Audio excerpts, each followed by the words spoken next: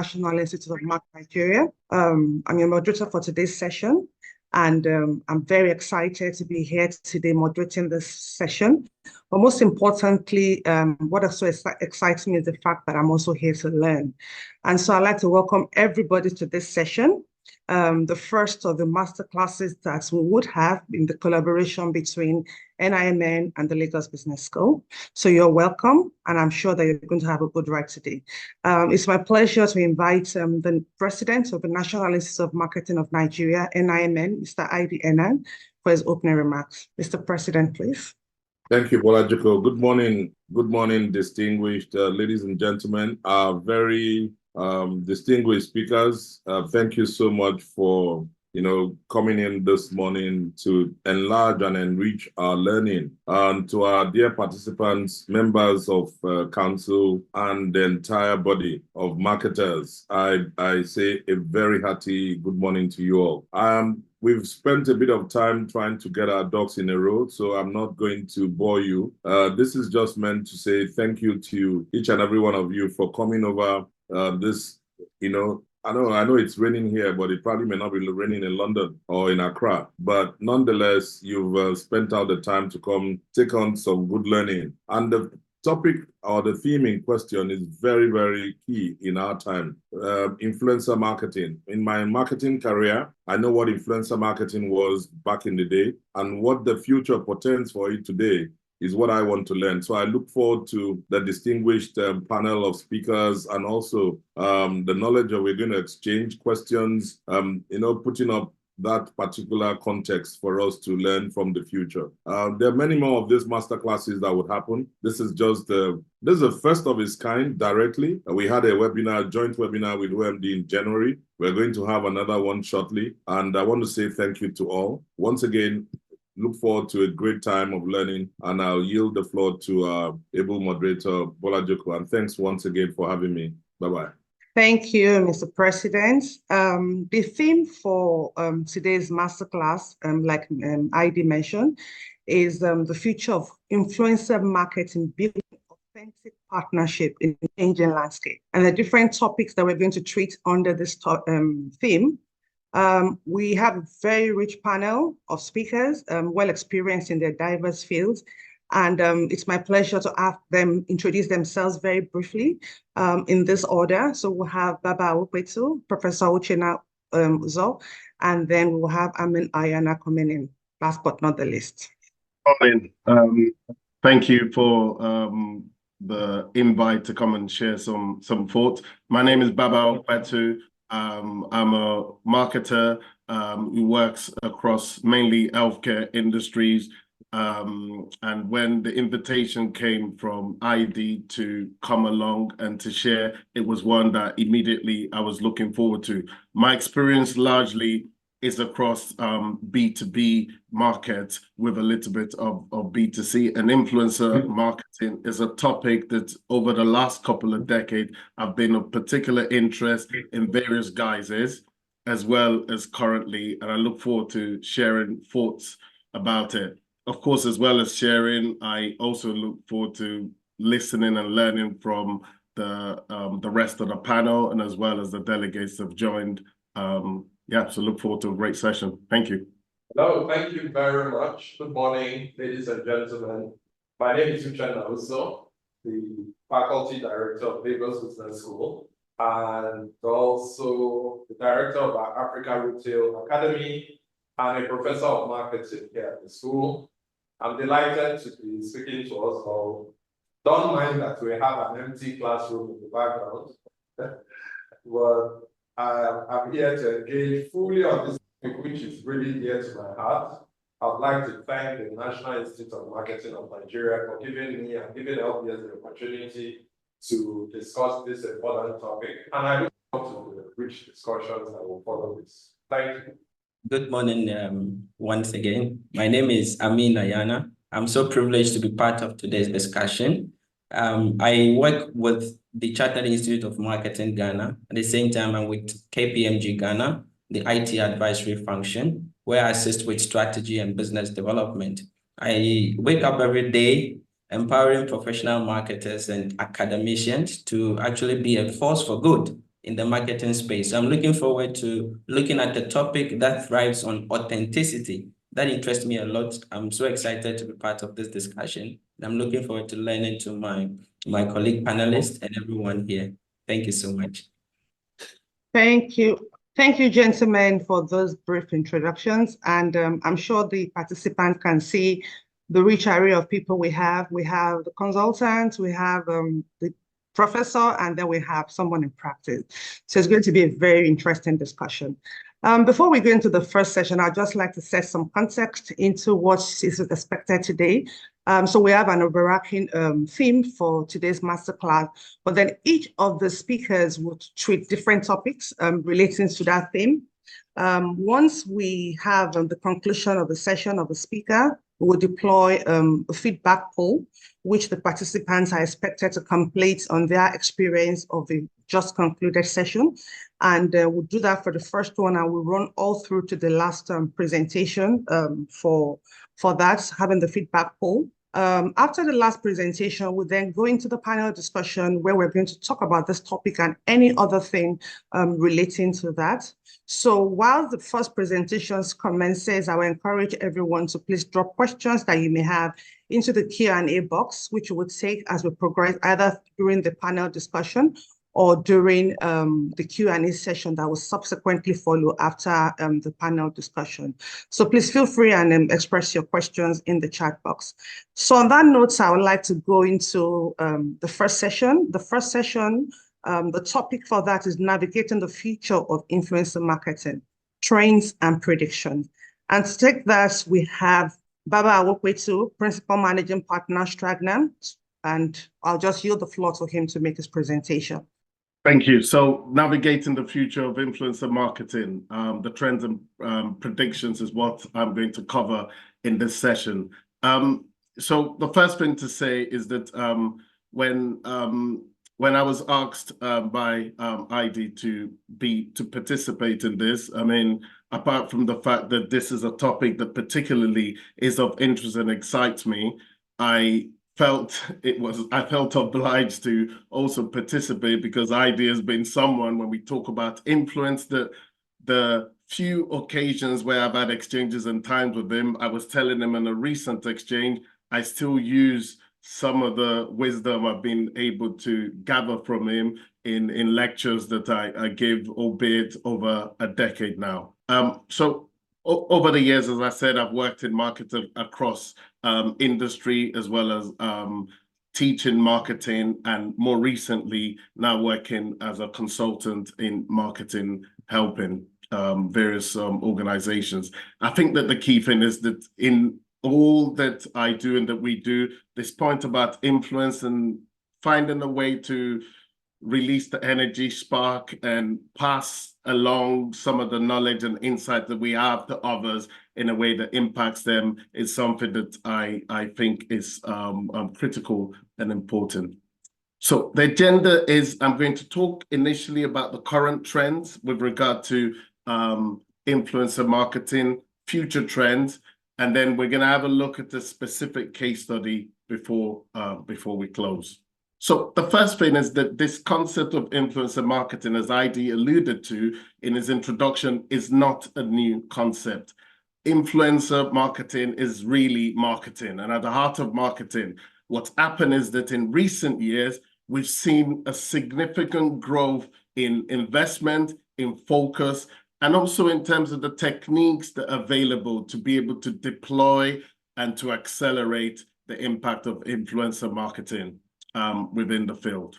So the concept of influence is really key, right? So we're really talking about how we pass on ideas, information, perspective from one individual or group to others, and how this spreads through is really what we're talking about. This is a concept that actually was much more developed in the B2B environment many decades ago, and now is gaining prevalence in the B2C environment in more recent years. So I remember in the B2B environment within healthcare, often we looked at influencer networks in terms of the way that hospital, doctor, primary clinicians will then pass on influence to patients, and really mapping and understanding how this worked and who needed to be influenced and who was connected to who was something that was very prevalent within the B2B environment, so that we can find the best route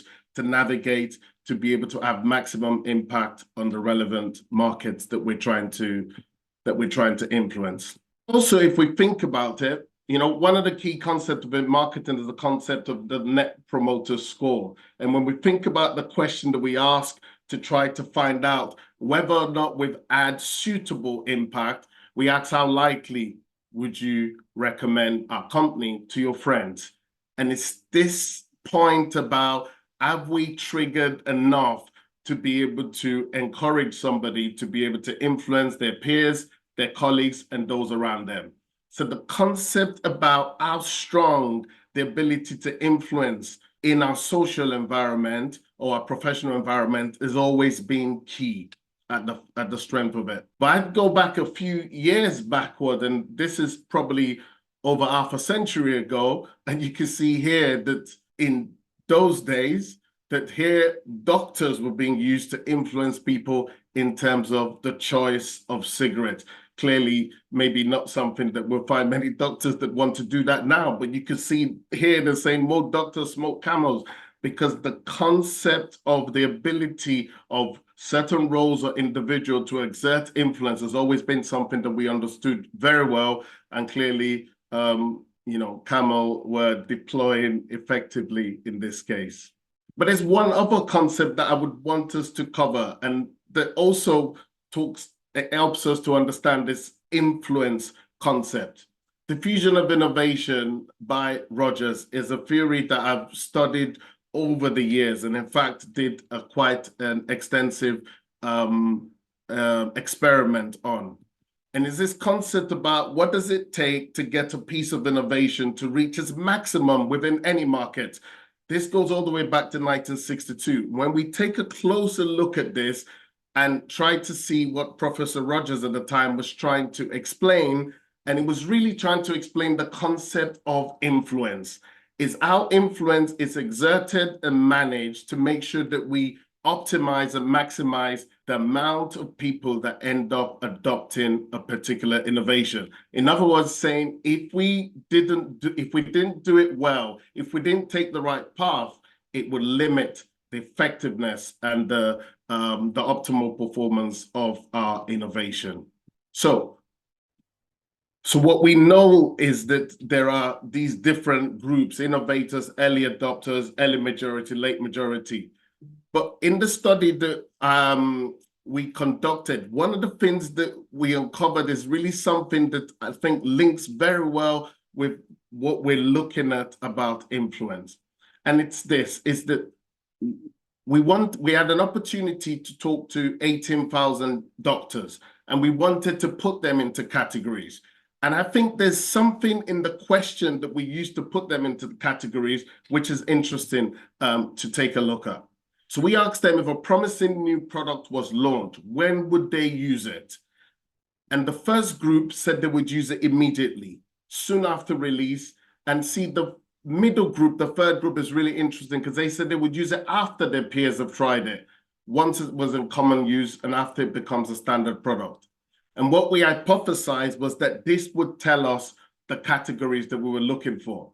And I think it's important to look at the fact that these peers using it and having a good impression of it was really, really critical, because if they didn't, then the innovation falls apart. And that was the hypothesis. And when we went on to then look at the performance versus what Rogers' classification was, with 18,000 doctors, you can see that there's a very, very good matchup between the two areas. There's a very good matchup between the two areas. And what we went on to show was that actually this concept not only was matching in this way, but also was demonstrated in terms of what people ended up prescribing, decisions that they made, and actual actions.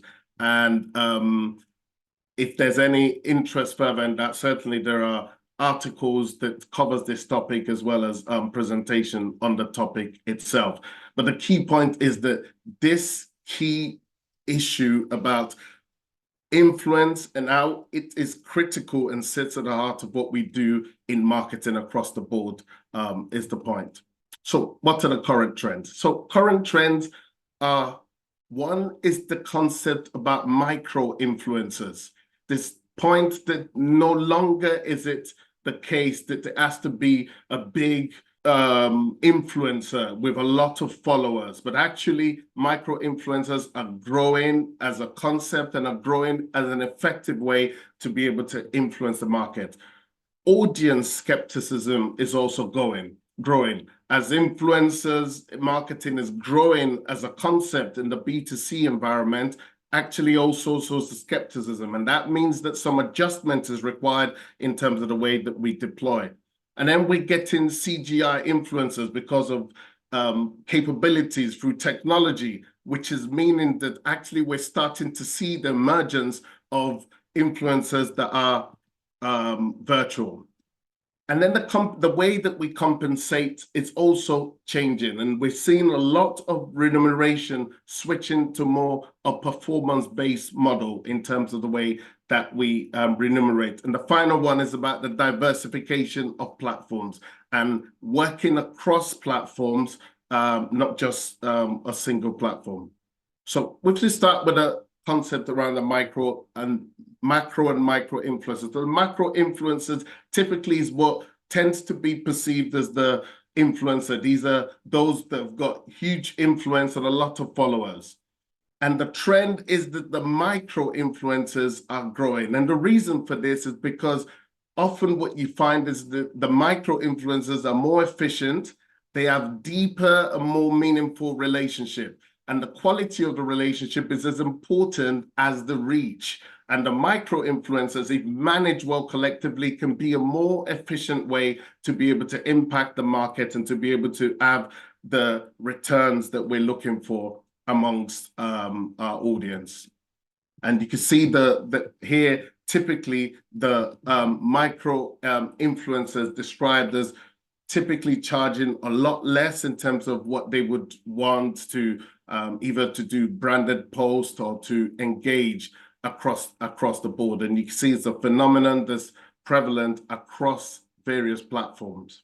Virtual influencers. So virtual influencers, this Ludo Magalu actually goes back quite a long way, but you can see with 7 million followers, this was for a retail brand in Brazil, and it's almost real, but clearly not real, but the engagement, it interacts with the audience in a similar way and still manages to exert influence. And this is a growing trend that because of technology, because of possibility that's available digitally now, this will be something that we see more and more of, that actually virtual influencers can have significant domain and can engage and attract audiences. So audience skepticism. There's a rise in de-influencing shows, which are really counteracting what's seeming to be influencers that are not authentic. And this point about authenticity is going to be key as we move forward with influencer marketing, because consumers are increasingly aware of the fact that, of course, influencers are able to exert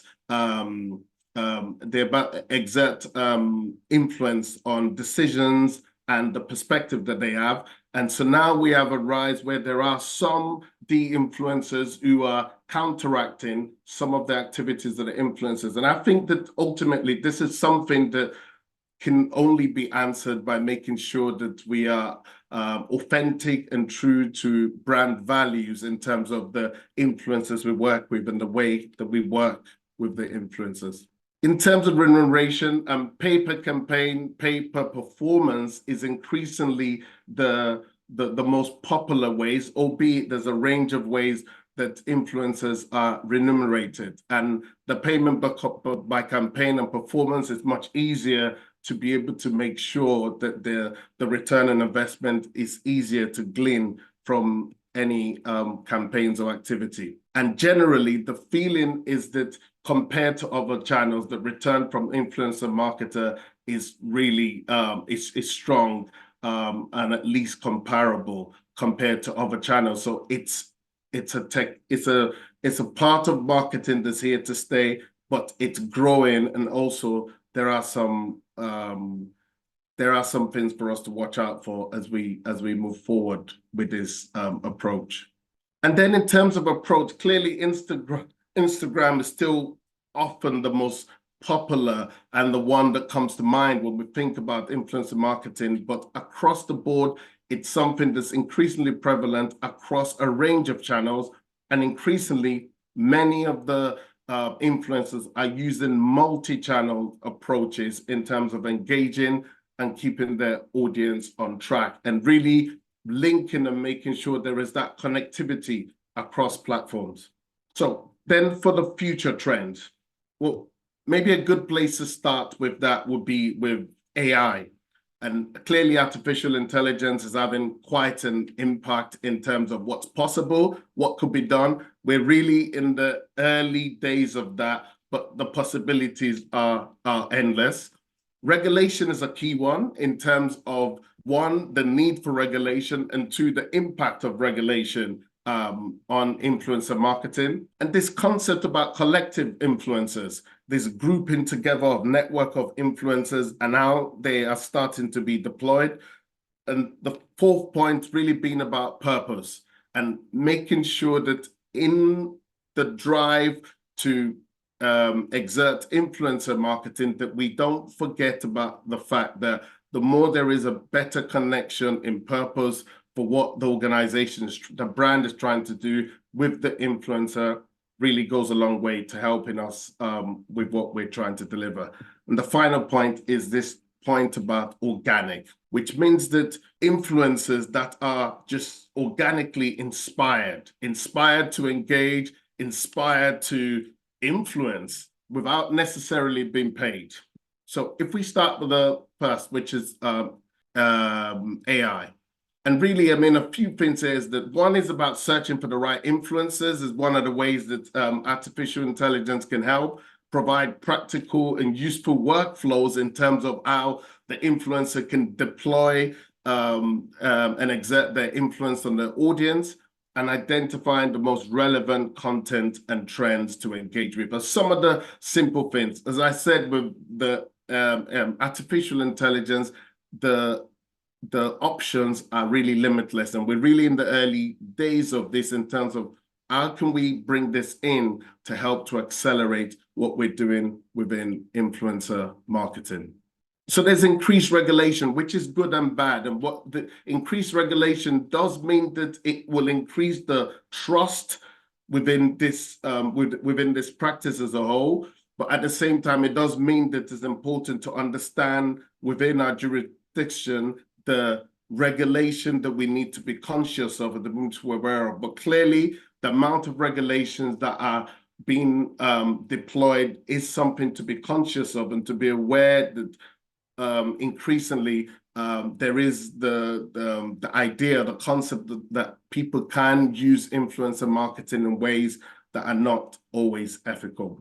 Then for collective influence, and the concept of collective influence is, if you imagine bringing together a group of influencers and getting them to work together as a network. So rather than working as individual influencers, these micro influencers could work together as a network and exert their influence collectively, which means that they are boosting one another's posts and engagement with the audiences, and it allows for a very coordinated way of trying to exert influence and to deploy influencer marketing on the market. And I think it's something that does mean that it requires a probably higher level of organization in terms of the way that we use and we deploy influencer marketing. I really like this, and whilst it's not a direct example, it's this point about purpose.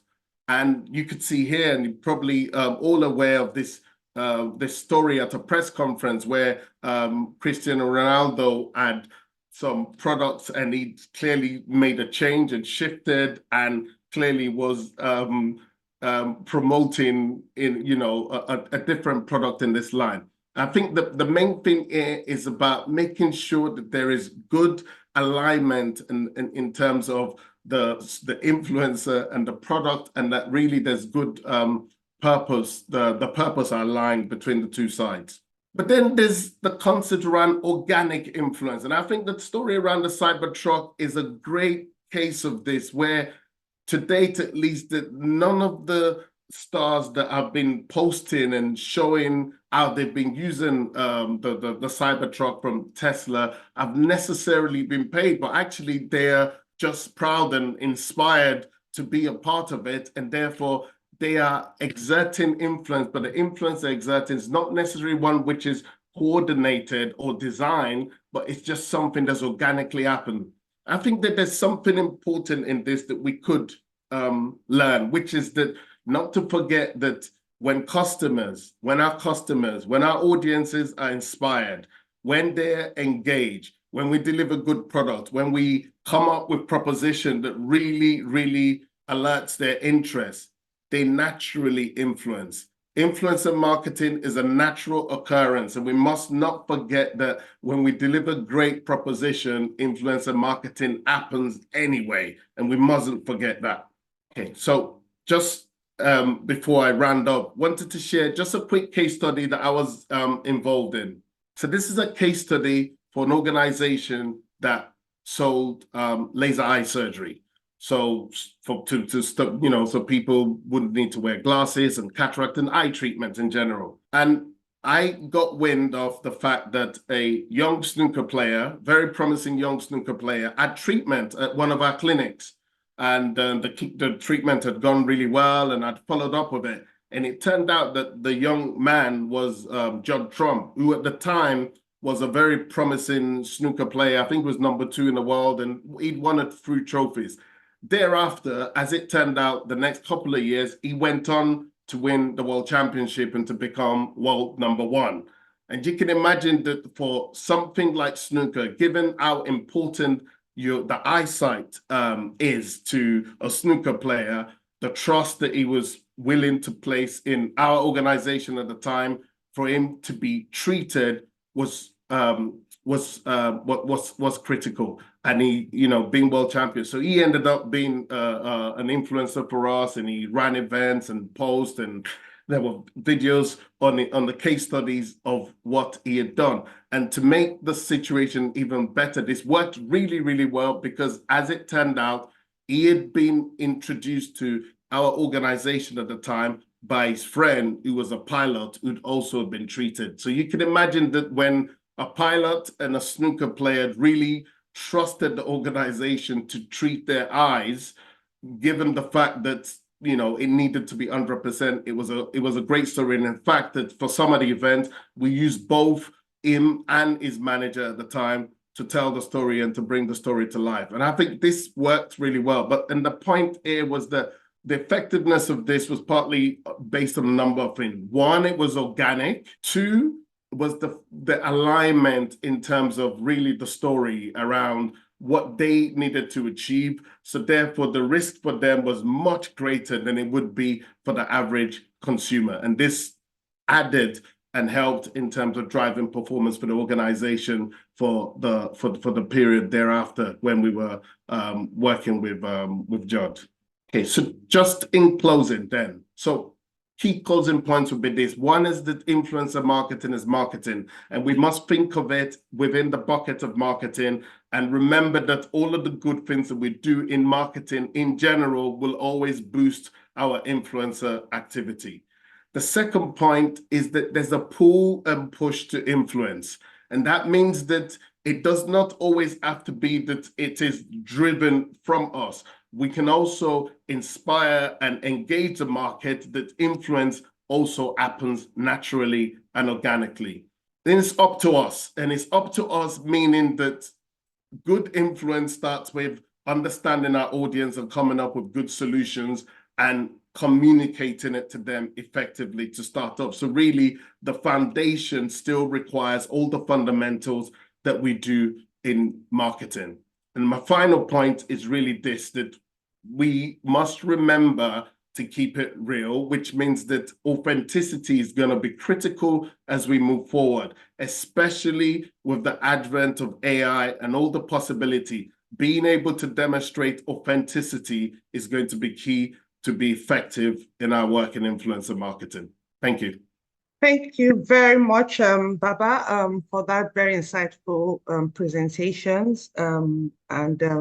I think we've all been enriched in our knowledge of influencer marketing. We'll take more of a discussion during the panel session. So on that note, I would just like to call on the technical guys to deploy the poll for the session.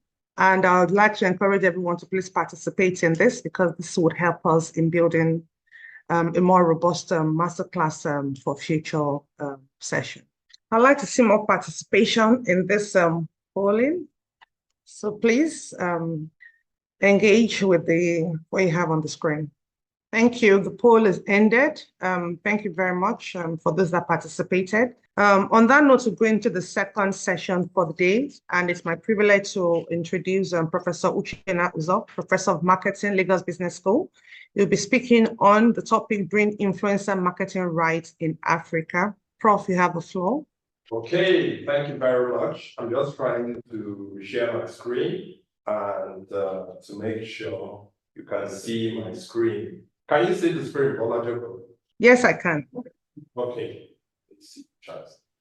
All right, so thank you very much. Welcome everyone to this session. Let me start by thanking Baba for a very enlightening session. I learned a lot from the insights he shared. And I'm going to build on that to reflect on the African or more Nigerian context about this discussion from the practice perspective. And I'm a professor of marketing. I think I've said that earlier, faculty director. Let me push on very quickly to the latest results. You probably have seen this from Geopoll on the top influencers in Nigeria, the top 10. I'd like you, those of you that have access to your chat box, to just type in at this moment, who of these 10 is your favorite? Just for a minute to allow me to feel the pulse of the class, because I would like to make this interactive. So I'll be looking at the chat box and seeing reactions. So please type that in. Of the 10 here, you can type the number if you want, or you can type the name, anyone you prefer, just to get a sense. Okay, I've seen 9 here. That's Genevieve. Let's see a few more before I move on. Okay, 8. Taoma. You know what you select is also giving me an idea of the age demographic of those in this session. All right, only 2 responses. Can I have at least one more, just to be able to balance? Who is your favorite influencer on this list?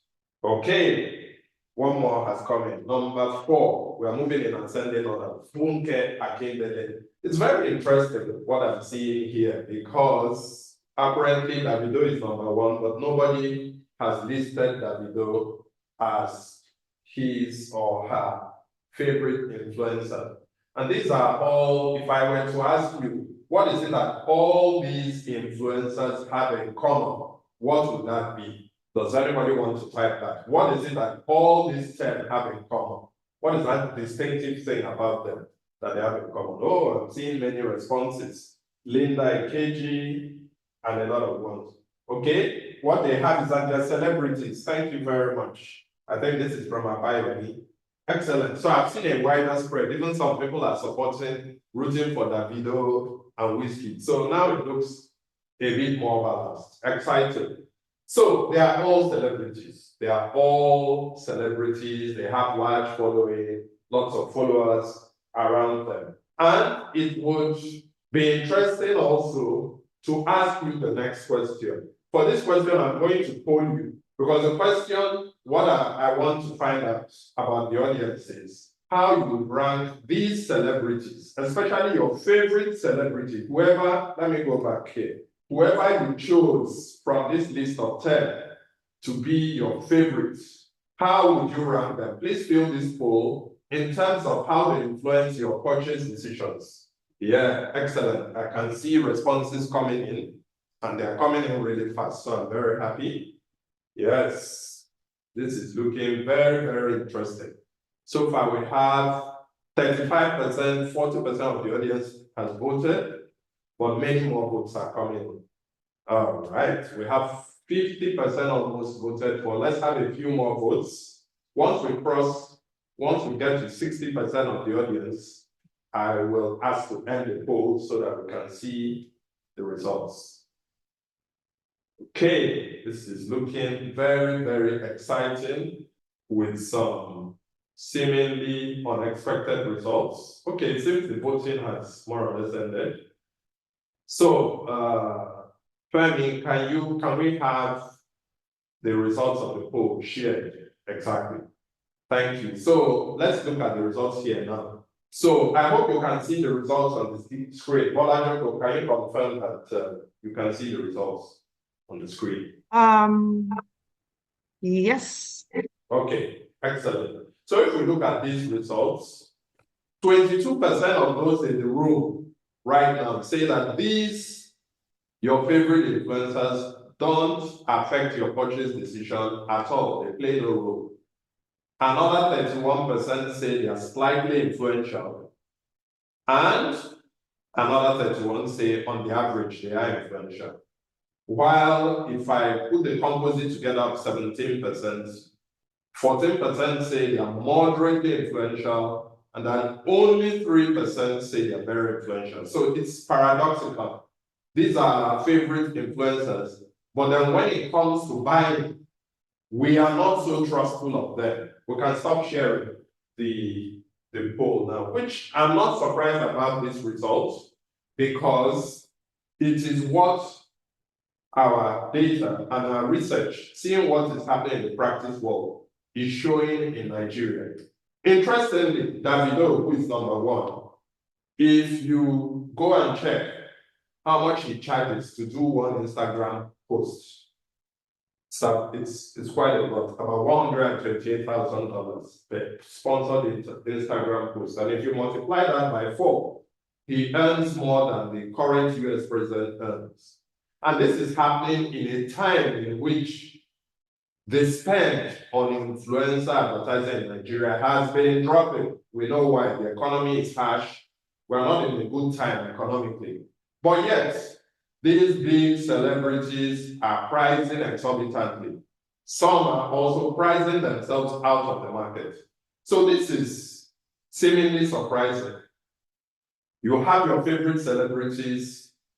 They are very big. They charge a lot of money. We who advertise, we who manage brands are paying them lots of money. But the return on investment in terms of getting people to buy, if I go by what I've seen of this class, isn't entirely there. Another interesting reason why this may be happening is, I'm sure you remember this story. In 2018, Davido, he signed a deal to be the brand ambassador for Infinix. And some days later, just a few days later, he makes a post, I think this was on Instagram, about his next iPhone and what it should be. So there you are, being an ambassador for one brand, but you're showing the world that you don't use that brand you're an ambassador for. He got away with it, he's still number one, but not every influencer in Nigeria has gotten away with that problem of authenticity that Baba spoke about. So what do we see here? Trust is declining. Trust is declining amongst celebrity influencers. That value for money is being called increasingly to question. As at 2022, and this is a study from Geopoll, 40% of Nigerians, or rather, the trust level of Nigerians for celebrities was at 40% in 2020. But guess what? 2023, what do we see? It's dropped to 18%. People are fast losing that trust. And why is this happening? Let's not, don't get me wrong. These huge macro celebrity influencers are good. They help your brand visibility. They help customer acquisition, and a lot of us here who are experts know that even better than I do. They help. But on the downside, there are many problems with them. Some offer very offensive content on their own platforms. Some have increasingly, as they become bigger and richer, began to offer irrelevant content to your brand. And the biggest issue that those of us who work closely with them know that we have is that they are so difficult to work with. Just imagine, even to get an appointment with their agent, to get them to look at the script for the influencer advertising they need to do is a nightmare. Not easy to work with them. Yet, it is surprising that in Nigeria, this is what our data, our research has found. In Nigeria, amongst those of us who do influencer marketing and pay for this influencer-based advertising, we see that 60% of the spend is on the micro side, the celebrity side, the big guys, the big boys, and the big girls who have large following. A lot of money is there. On the micro side, we then see something else happen. 30%, right, which is growing. And then there's a side called nano, the very, very small people, friends, family, colleagues. The spread is much less. Now, why are customers beginning to trust nano influencers more? It's a very interesting question, and Baba spoke to this a bit. At that level of friends, colleagues, family members, they tend to be more authentic, right? More relatable, they offer more relevant content, and they drive loyalty a lot more deeply. And of course, they're cheaper for those of us in marketing to use. Trust in nano influencers is rising quietly in Nigeria, even though we are choosing to spend more on the macro guys. It's food for thought for those of us who manage big budgets to see, are we putting the money in the right place? Are we putting the money where it should be, especially in these difficult times of the economy? So what's the message here? If you want to do influencer marketing right in Nigeria at this point, it's about having the right mix, not about focusing on one versus the other, but having a nice mix of those at the macro level and those at the micro level, if your budget can accommodate it. And if you don't have very big budgets, maybe you should think more strategically about how to use the micro and the nano influencers. And I'll give you some tips on how to do that. So here's a framework called Budred, which we have developed to guide you in this strategic choice of doing your influencer marketing right. Understanding the influencer landscape, which is you. D, which stands for deciding on the right role each influencer will play. R for revamping your selection criteria. And E is for engaging influencers in the long term. And then D is deciding on how to scale ethically. I'm going to explain each of these right now. So, understanding the landscape. I wanted to focus on the nano influencer landscape because this is not something that we may know so much about. And we've been able to look at this from our research here. There are different types of nano influencers at that very low level in terms of followership. So we have community builders. An interesting example is Nedu of Wazobia, who has been building his own community outside his traditional media channel of radio. He has his own blog, he has his own podcast, and he's creating a niche community that is rising and becoming interesting. And it's niche because of the quality of the content and the conversations we have.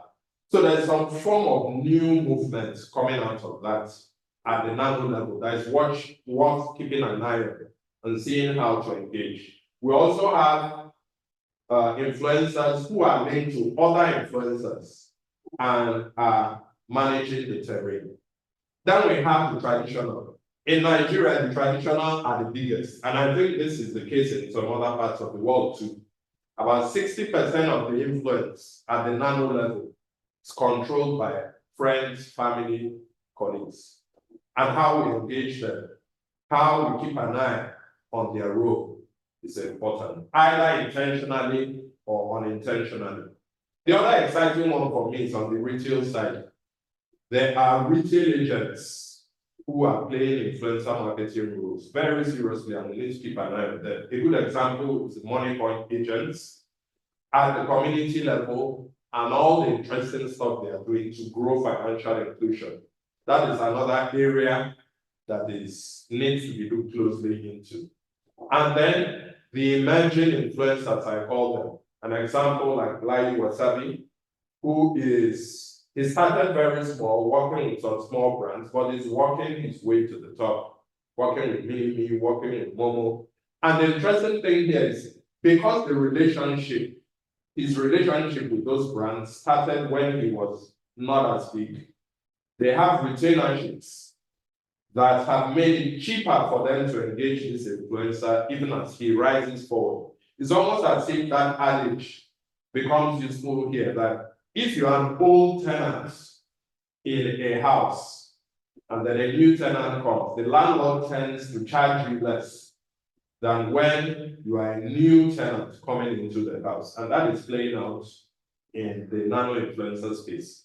One other very interesting thing that our insights and research show is around how to choose the right influencer. And this is a challenge for us. You know, what our data finds interestingly, and GeoPoll supports this to some extent, most of the macro influencers out there in Nigeria, celebrities especially, the best they do for you is informative advertising, informative communication. This is the brand, this is what it does, I use it, so buy. But there's a lot more they could do. And what our research is showing is that at that nano level, there is a lot more happening that can move beyond information. Persuasion is there, coaching, gatekeeping, friends, families, colleagues tend to do a lot more because they are closer to the end consumer. So strategically knowing which role is more dominant with which type of influencer and working to have that synergy is the game changer. Then, if you want to revamp your selection criteria, it's also important to look at this. If I ask you now, and I would like to, again, use the chat box for this. Let's say you were Burger King. This is a case study for you now. Let's say you were Burger King. And you wanted to use a nano influencer, wanted to use a blogger for your influencer work. Which of these two bloggers would you use? Please type the one that you prefer. Would you use a lifestyle blogger or would you use a food blogger to do your influencer marketing to your target audience? Please type your response. Let me see a few responses here. Any responses? Okay, I'm seeing food. I'm seeing lifestyle. Lifestyle. Okay. Well, let me give you the answer. Some responses have come. Let me give you the answer. I think food would work better. My own view. I may be wrong, but I think food would work better because that kind of influencer matches more closely with what your brand is offering. Burger King is about food, right? So it will fit in better than one who is a lifestyle blogger. So again, studying the trajectory, having the foresight to study the trajectory of your influencer to see how they evolve with your brand is very, very, very critical. The other thing is that a lot of us fall into short-term thinking when we want to engage influencers. We want it now, we want results now, we want everything to work out now. Also, on the side of the influencer, there are also, a lot of them are short-term minded, especially as you move up the ladder. So here's Mercy Johnson. Some of you here know this. If you approach Mercy Johnson to be your brand ambassador or to do some influencer marketing work for you, you are not going to spend less than 7 million naira. First 5 million for even engaging her and 2 million per post. And then she will only make your post for 1 week, after which you are back to square one, right? So it's so expensive, you spend so much money for very short-term engagements. The other example too in this direction is Davido again versus Ebuka Obiuchendu. Two examples, interesting examples. Ebuka, in a short span of time, the same person gets on a contract to work with Gulda and then ends that and then jumps on Budweiser, two competing brands, talking to the same consumers almost at the same time. Davido has also done that in the past. And that's because in many of these cases, we're thinking too short term, forgetting that the longer term engagement may work better to get that influence to be deeper. Then ethics is very, very, very important. We can't have influencers whose public lifestyles erode our brands. We all know this, but when life is tough, we may forget how much values matter. And it's important to keep reminding ourselves of this. Quality is better than quantity, especially when you're speaking ethically. So to close my conversation, I think that it's important for us to think about influencer marketing more strategically. Move beyond the short term. Go for longer term engagement. Understand your landscape beyond the bigger celebrities. Try to see who are those at the lower levels, who you can engage at scale. The problem is always scalability. How do you scale at the nano level? But it is possible to scale and how to make that engagement deep. And we're not just thinking short term. So thank you very much as I hand over back to Olajuwon. Thank you so much, Professor. I had a few questions ahead of your session. I think you've answered all of them. So thank you. That was quite enlightening and insightful. I'll just, before we go for the poll, I'd like to encourage everyone to put their questions in the Q&A box. As it is, we only have one question. As we end the third presentation, we'll go into a session of, the panel session and also the Q&A subsequently. So it'll be good to have enough questions to treat when we get to that point. So on that basis, the poll is on the screen. Please proceed to complete. Thank you very much. Can we begin to round up on the poll? Okay. I think we should end that now. Thank you very much. We'll move on to the last presentation for today, and that will be taken by Amen Ayana from CIM Ghana. We'll be speaking on the topic implementing effective influencer marketing strategy. Please go ahead, Ayana. Thank you so much for giving me this privilege to do this presentation. So the topic that I'll be presenting on is implementing effective influencer marketing strategies. Okay. So in terms of the flow of my presentation, this is the shape it's going to take. So I'll be looking at the influencer marketing landscape so that we can refresh our minds and have some sort of coherence when we are discussing the effective way of implementing influencer marketing strategies. We also look at the influencer collaborations that serves as a reference point in terms of case studies for us to consider when we are on the journey of using influencers as a tool for building meaningful relationships with our audiences. Aside from that, we'll also be looking at the key takeaways from the presentation and a call to action that would at least give us a springboard to go ahead and achieve the sort of authenticity that we want to achieve with our end users.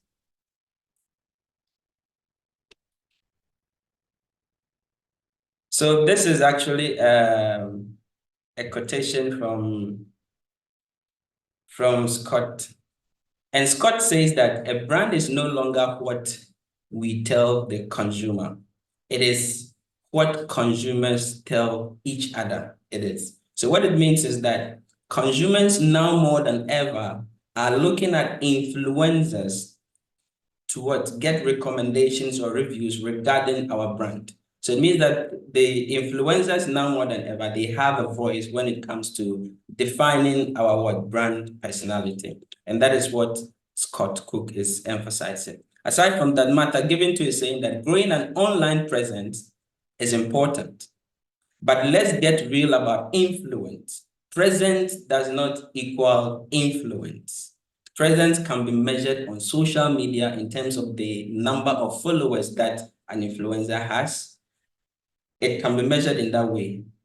That is in terms of what? Presence. But in terms of influence, you do not measure the influence that an influencer has on their followers just with followers. You don't look at that particular dimension. And that is what Martha Given wants us to understand. So now, who is an influencer? Briefly, in terms of defining who an influencer is, we're looking at a person who has a large social media audience, and they also have an engaged community, and they have the influence to what?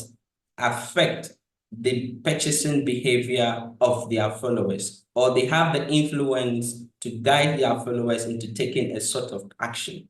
So if you look at the categories of influencers, mostly they fall around the artists, athletes, pop culture stars, industry expert, thought leaders, bloggers, and content creators. These are some of the categories that influencers fall within. So interestingly, influencers now have some sort of following and reach than even the longest established broadcasters in history. If you look at the example of BBC News on YouTube, for instance, in terms of their subscribers, they have 16.1 million subscribers. And these are subscribers that take interest in the content that they share in terms of news. But if you look at Rihanna, who is actually a musician and also an entrepreneur, in terms of her subscribers, she has 43.2 million subscribers. So these are people that have voluntarily subscribed to her channel because they want to see the kind of content that she posts and follow what she does on YouTube. So this is actually the things that are happening now, and we have to take cognizance of some of these happenings as we take our steps to implement our influencer marketing strategies. And that is also the case of Cristiano Ronaldo in terms of his Instagram following. In terms of his Instagram following, you can see that he has 630 million followers, as against an established news outlet, sports news outlet, that is ESPN, that has 27 million followers. So these are some of the trends. These are some of the key indicators in the influencer marketing landscape that we must take cognizance of. If you look at why do influencers really matter? You know, some professionals or some individuals might see influencers as just marketing tools.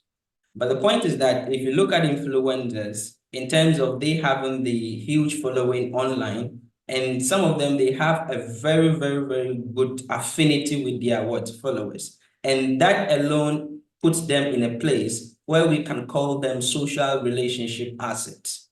If you look at the very definition of marketing, that talks about engaging customers and managing profitable customer relationships, you can see engagement is the heart of marketers.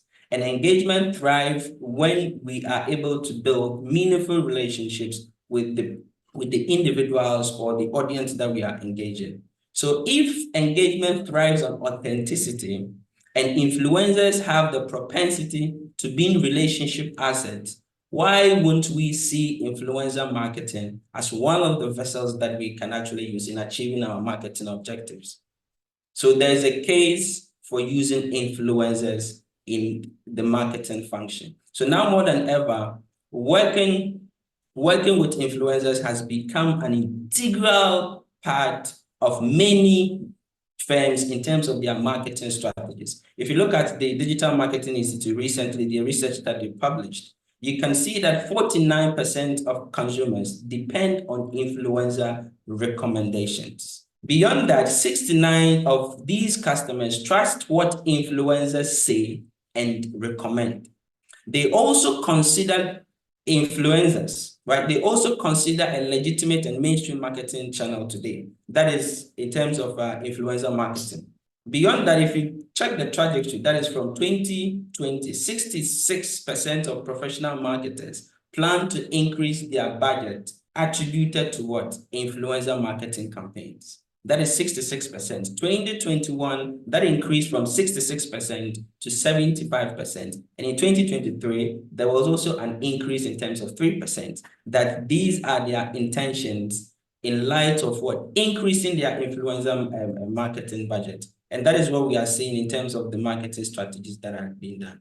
But whilst email subscriptions have been gaining one of the, in terms of using email marketing, you can find professionals who are using email marketing as one of the ways to measure the return on investment when they are dealing with when they are dealing with influencers, in a sense that they are able to integrate the email function, especially when their product and services demand some sort of sign-up. So it's able to help them to track the return on investment that they have put forth into influencer marketing strategies. Beyond that, the Gen Zs too have a particular character. So in terms of the Gen Zs, you can see that they buy based on influencer recommendation. They buy based on influencer recommendation. And in terms of influencer compensations, free samples are mostly attributed to campaigns that use micro and nano influencers. So these are some of the happenings in terms of the implementation of influencer marketing strategies. So choosing the path of influencer marketing has some sort of benefit in terms of reaching the large following that the influencers brings on board, especially following that resonates with what you want to achieve as a firm. Beyond that, influencer marketing is able to give you the privilege of finding consumers listening to the recommendation of another consumer. So you can see the peer-to-peer recommendation that is between the influencer that you are using as a marketing tool and that of your end users. Because looking at some of the statistics that I made mention, it suggests that customers are looking at some of the recommendations being professed by influencers. Beyond that, Procter & Gamble too did a particular research, and they found that 25% of search traffic is generated by user-generated content. So influencers, the copies or the digital assets in terms of images or videos that you give to them to share on their social media channels, it is considered as user-generated content. And that content is very, very, very powerful because these are content that your community or your prospective audience take heed to in terms of making purchasing decisions. So beyond the benefits, what is happening in Africa in terms of the influencer marketing strategy? Let us see. In terms of the marketing strategy, you can see there is a shift. There's an evident shift in terms of how professional marketers brand strategies in terms of individuals who are leading campaigns. You can find out that they are shifting their strategies. And what are some of the shifts that we identify in the African space? So you can see the shift in terms of micro influencers. So this particular shift, if you look at, there's now an increasing use of micro influencers as an integral part of marketing strategy. If you look at the case of Miss Techie, so with Miss Techie, she's actually a Nigerian tech plus AI and gadget micro influencer. And for her name, her official name is Toby Ayine. And she partnered with Techno recently in terms of one of their gadgets. So Techno, in terms of their marketing strategy, so they decided to work with Miss Techie to discuss some of the attributes that comes with their device. That is the POVA new model that they introduced. And if you look at the following in terms of that is Miss Techie's Instagram, you can see that she has 207,000 followers. And that places her in the category of micro-influencer, where mega-influencers are mostly categorized in terms of their following. That is 1 million and above. So you can see that there is a shift in terms of identifying and selecting influencers as an enabler of marketing campaigns, or as an enabler to achieving marketing objectives. You can see that case in terms of Techno and Miss Techie.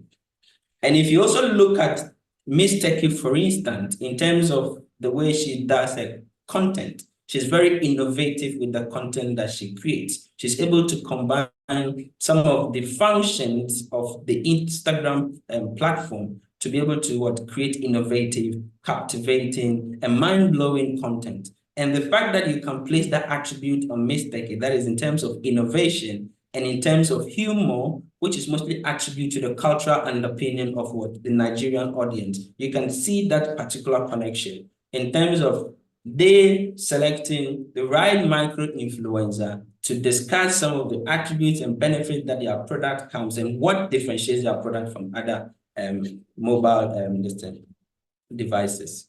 So from tech, you can also find that in the skincare space. So if you look at the Kenyan lifestyle micro-influencer, that is Wanjiru. Wanjiru recently had some sort of partnership with this particular firm. She partnered with a skincare brand, a very, very renowned skincare brand called Kevin.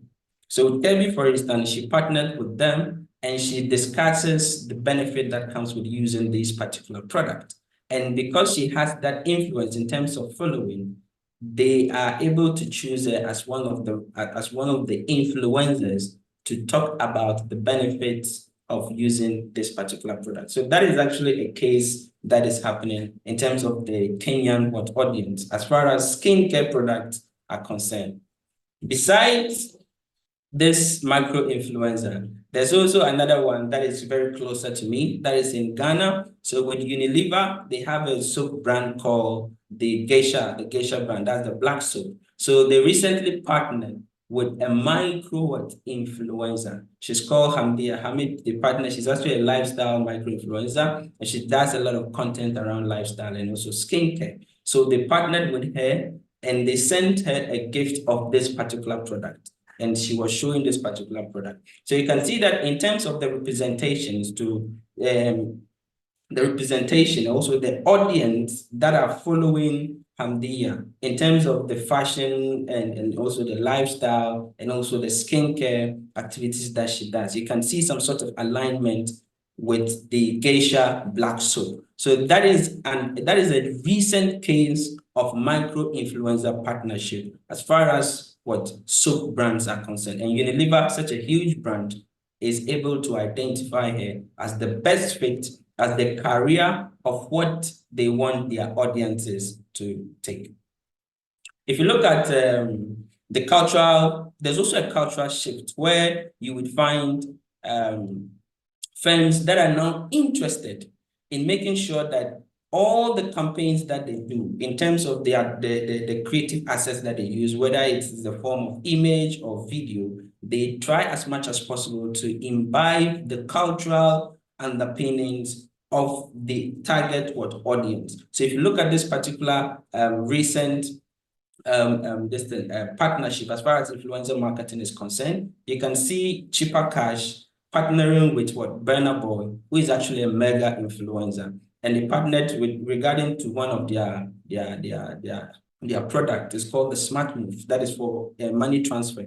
So you can see that the money transfer is peculiar to the young and techie Nigerian audiences. So you can see the increasing setups in terms of fintechs, and the mobile money, in terms of fintechs, in terms of transfer, in terms of remittances, etc., etc. So that is defining the culture in terms of money. And Cheaper Cash is able to find an influencer who is young, who resonates with the tech-savvy audience, and who is able to showcase the culture that is now happening in terms of doing transaction. So you can see there's some best fit in terms of the culture and opinions. If you watch the video carefully, you can see some humor that is also part of the video. You can see some youthful exuberance. So these are partnerships that they get into in terms of mega influencers, and they make sure that the content is able to resonate with the cultural underpinnings of their target audience. If you look at the following of Burna Boy,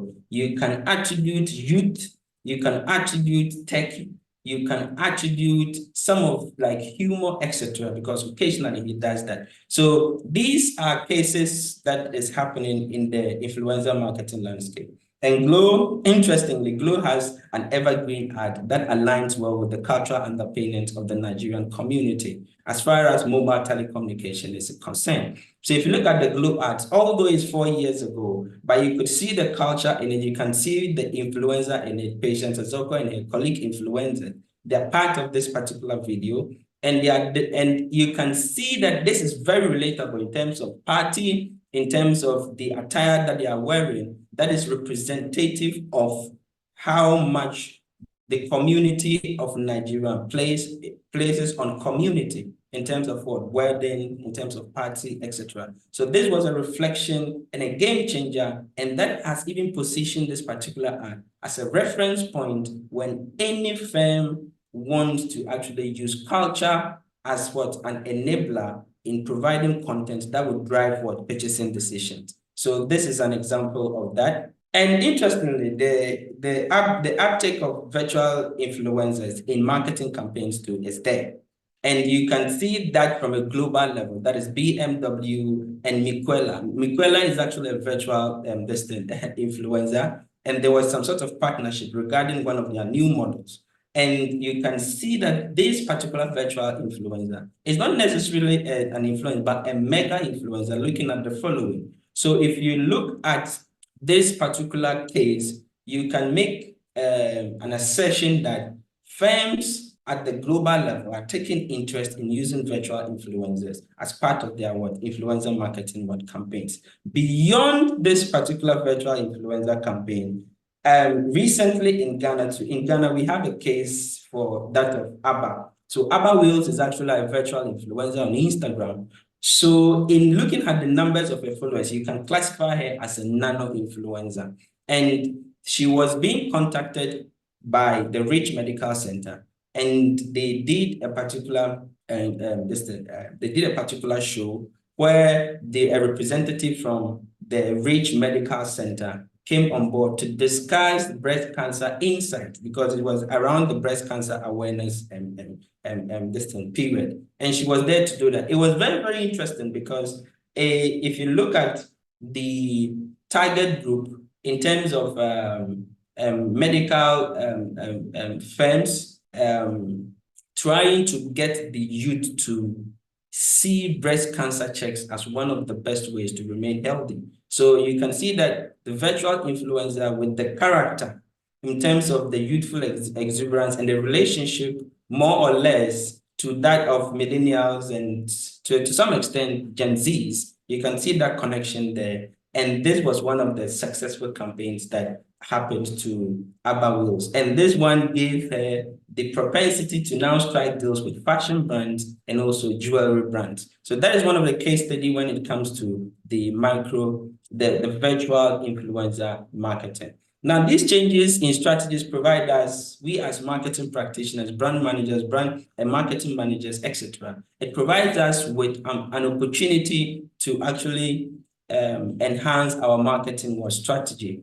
Now, the point is that, however, the best idea is only a good idea as its implementation. So now that we know what is happening in the influencer marketing landscape, we have to be able to carefully plan, execute, and measure the impact of our influencer marketing campaigns. That is why it is more than crucial that we take time to discuss the practical ways that we can go about implementing our influencer marketing campaigns. So now, beyond undertaking a situational analysis, because we are discussing implementation, you normally would do a situational analysis where you take interest in understanding your capacity internally as a firm or as a marketing team, where you also take interest in understanding what is happening with your competitors. And sometimes you take interest in the macro indicator in terms of the political factors, economic factors, in terms of inflation, interest rate, etc. You take all of these into considerations before you go ahead in setting your marketing strategies that you actually want to achieve with this influencer marketing campaign. So beyond the situational analysis, defining your goals and target audience for your marketing campaign in terms of influencers is more than important. You need to be clear on what you want to achieve when you are going to discuss a campaign with an influencer. It is very important you have that clarity. And how can you have this clarity? So we as professional marketers and brand practitioners, we sometimes are advised to think in frameworks. So one of the frameworks that you can actually use to achieve the clarity in terms of what you want to achieve with your influencer marketing campaign is the SMART framework, where you make sure that the goals that you want to achieve They are what? Very specific. They are measurable, because at the end of the day, you need to be able to account for the budget that is allocated for what in that particular influencer marketing campaign. It needs to be attainable, it needs to be realistic, and it also needs to be time-bound. So this is a framework that you can be able to use to add clarity to the kind of objective that you set when you are undertaking an influencer marketing campaign. Beyond that, you should be able to identify who you are trying to reach. You should be able to identify their demographic, their interest. Their interest stands out. Their interest stands out because that resonates more, and that is the point that you can actually form meaningful relationship with your audiences. So beyond understanding, beyond setting your goals that are smart in nature, and also understanding that you want to achieve awareness, or you want to achieve engagement, or you want to achieve website traffic, or you want to achieve sales or even drive sales, then you can go ahead to do what? To selecting the best fit influencer, looking at what? The clarity of goals that you have set. It is that drives what? The choice of your influencer. And most of the times you want to choose your influencer carefully, looking at where your audiences are normally found. Are they found on Instagram? Are they found on TikTok? Are they found on LinkedIn? Where are they found? So based on these particular indices, you'll be able to what? Select your influencer.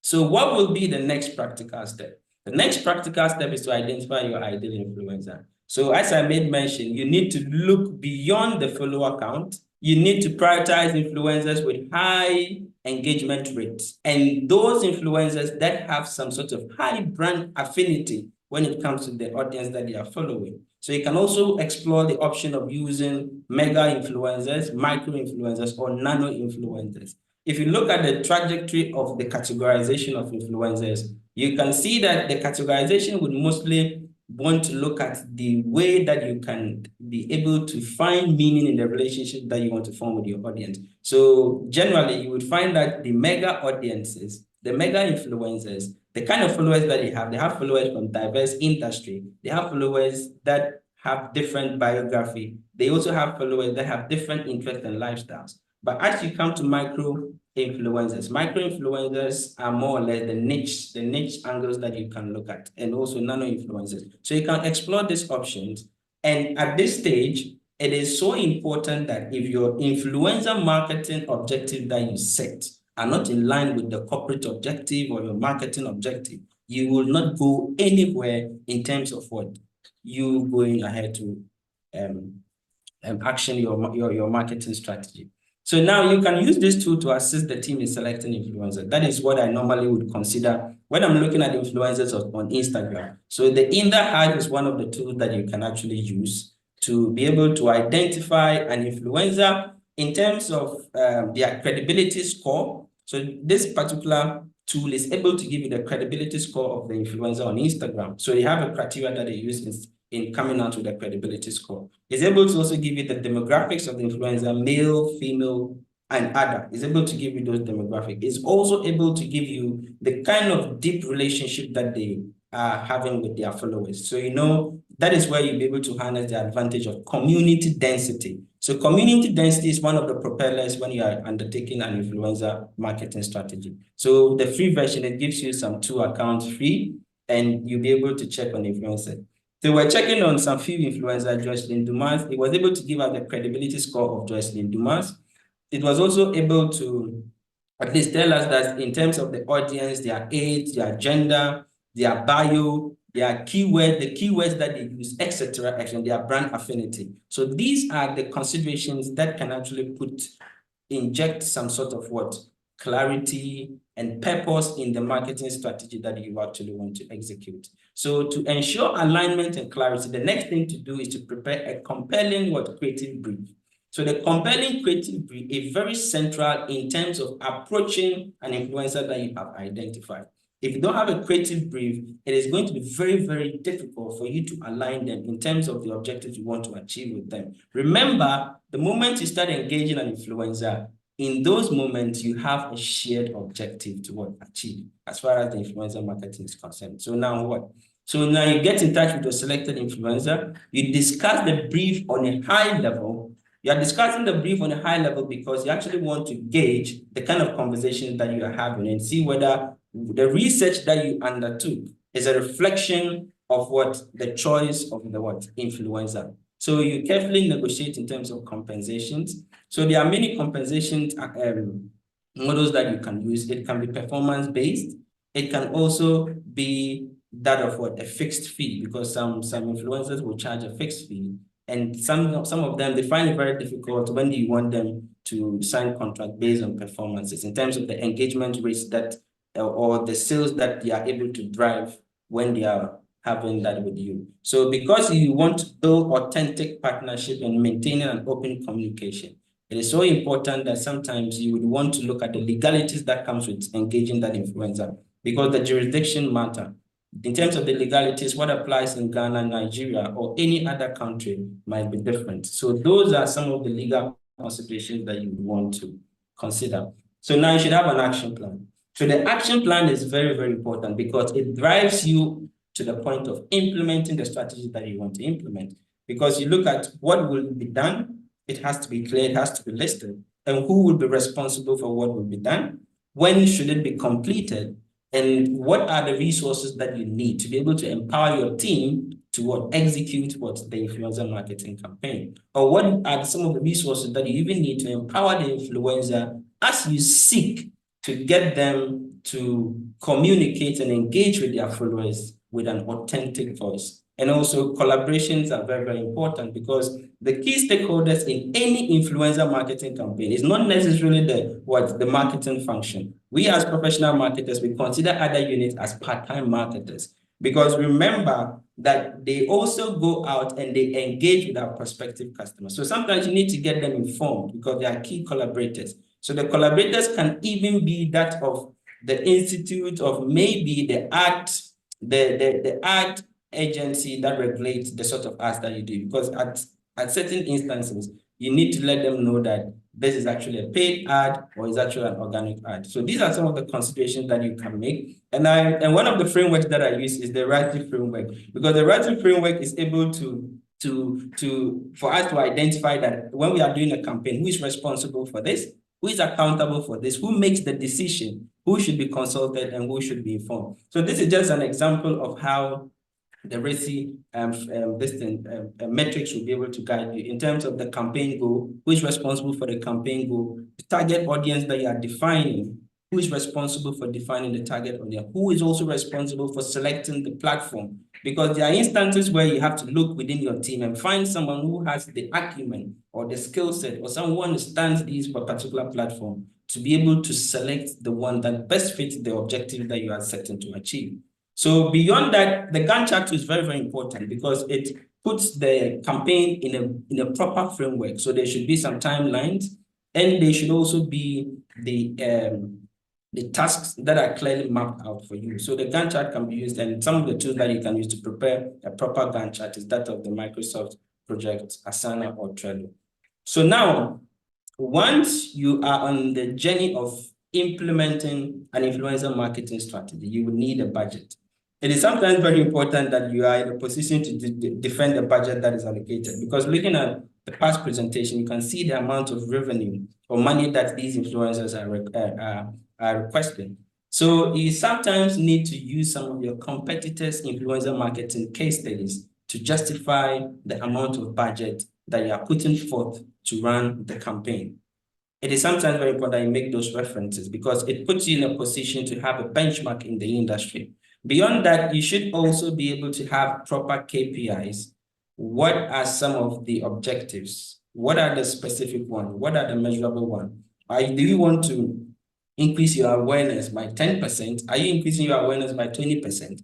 Is that what is required of the influencer? What are some of the engagement rates that you want to be looking at achieving? These are KPIs that you can set forth. And those KPIs that you are setting should be the deeper level of KPIs, because sometimes it is important to rather look at the engagement ones rather than maybe the awareness of the followers, because in marketing, we consider them as vanity metrics. So sometimes you can be able to look at your historic data to make references to the past influencer marketing campaigns that you conducted and the impact that it brought and the amount of money that you used in doing that, and make a case that if you're able to increase the budget in getting a similar influencer who now resonates more, we would be able to achieve the best of results that we want to achieve. So sometimes these are the ways that you can justify your budget. And the legal consideration is very, very, very important from contractual agreement. So you can see that in terms of the stakeholders, the legal team that you have would be part of this signing of the contract. Very, very important. You should also be looking at instances where you're able to create content. And if you are using a content or any image, you should be able to attribute it to the source. Very, very important. So measuring your success to, as I said, you should have your KPIs in terms of your engagement awareness, or maybe the sales that you actually want to drive. And it is also sometimes important that you are able to benchmark. I know for HubSpot, sometimes they bring campaign results of influencer marketing across different industries. So if you find yourself in the health space, you can look out for HubSpot reports that talks about the awareness, the average awareness that a micro influencer is able to bring to firms, maybe in the health space. That of what macro influencers, that of what nano influencers. So that at least you can have a benchmark when you are getting to executing your marketing campaigns. The monitoring is also very important. And now that you are dealing with influencers on a social media platform, there are tools that you can be able to use to measure the insights. The tool that I made mention earlier on is actually gives you the propensity to be able to see what is actually happening at the end of what the influencer, that adds some sort of transparency. So some of these marketing strategies that are the practical steps that I've just mentioned, there are instances where you encounter some of these challenges, like fake followers. We can now buy fake followers. You can bloating up your engagement with, etc., with some softwares. So you should be able to identify some softwares that are very relevant for you to audit the influencer that you want to select. And even when the campaign is running, you should still be able to use that particular tool to at least to control and to also do a little bit of forensics in terms of assessing whether the engagement rates that your influencer is reporting are a true reflection of what is happening on the social media places. And it's also very important that you have that transparency and disclosure, where the influencer should be able to disclose whether this is actually a paid campaign, or this is a sponsored campaign, or this is not like an organic campaign. There should be some clarity as to who this influencer is working with. Because you can find some influencers, they do the posting and they will not attribute that particular influencer marketing campaign to a firm. And that does not add to the transparency and authenticity that your audience would want to see from you. Beyond that, you should also prepare your dashboard. It is very important because the dashboard is able to give you the privilege to measure, to start measuring your influencer marketing campaign from the beginning. First week, you are measuring your influencer marketing campaign. We are measuring your influencer campaign the next month. If it's a 3-month period, we are able to measure that. So this particular dashboard is actually a communication tool that is able to add some sort of clarity and letting your team know where you are at any particular point in time in the marketing campaign. There are instances where you sometimes need to share your dashboard with the top management to actually see the impact of your campaign. And I'm choosing sustainability because sustainability is now before us, and even as we looking at choosing influencers that are able to resonate well in terms of authenticity, we can now be looking at influencers that pays attention to sustainability issues, because that is also another vessel to build some sort of authenticity with your audience. So a dashboard is very, very important. And looking at the successful cases, I mentioned them already. This was actually a success in terms of the engagement that it got and in terms of how it resonates with the audience that we were looking to target. And this is actually a recent one with Milani in South Africa. So there's actually the case where she's partnered with Coca-Cola South Africa to introduce one of their cooks. That is actually a representation of their language, their culture, and even their colors. So this is actually one of the successful case studies that I found about a week now. And beyond pursuing a robust plan, executing and measuring your campaign, and mitigating the associated risk that comes with it. Influencer marketing represents a powerful opportunity to reach targeted audiences in Africa. And looking at all the presentations that have been done by Mr. Baba and Professor, you can see that authenticity is as priceless as gold. It's so priceless, and it's very important because it's able to drive and bring in results when it comes to influencer marketing campaigns. The nuances in terms of culture is very, very important. You might be asking the question that in terms of culture, how maybe when you're choosing a global figure, how are you able to represent the culture? So sometimes you can choose a global figure, but once you are designing the content and everything, it gives you the privilege to be able to add the cultural underpinnings in terms of the dress, in terms of how the audiences that you are targeting, what resonates with their way of living, etc. You're able to do that from that level. Micro-influencers can be highly effective partners due to their engaged following, so as virtual influencers. And all these things that we are talking about in terms of influencer marketing, there's a quote that if something is not measured, it is not done. So measurement should be more than important. It should be a very, very important facet when it comes to doing influencer marketing campaigns. Now, the call to action is that sustainable marketing effort offers firms an opportunity to be a force for good and amplify their authenticity. So let's take advantage of that in terms of the sustainable practices that happens in our firm. We as marketers are the primary communicators of sustainability practices. And if we are able to see influencer marketing as a channel that we can get influencers that are aligned with authenticity, that aligned with sustainability, that are conscious with what they live in terms of the products and services that they purchase and all of that, it is actually an opportunity that we can actually take.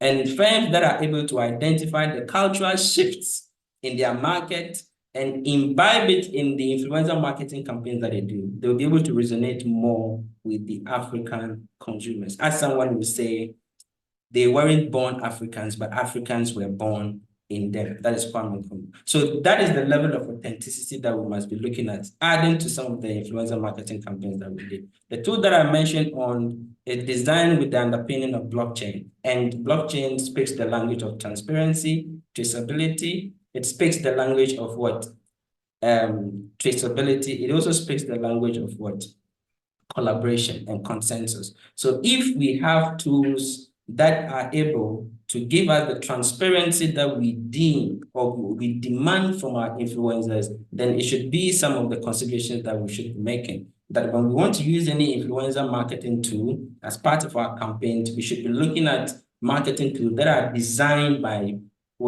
authenticity, transparency, privacy, and security.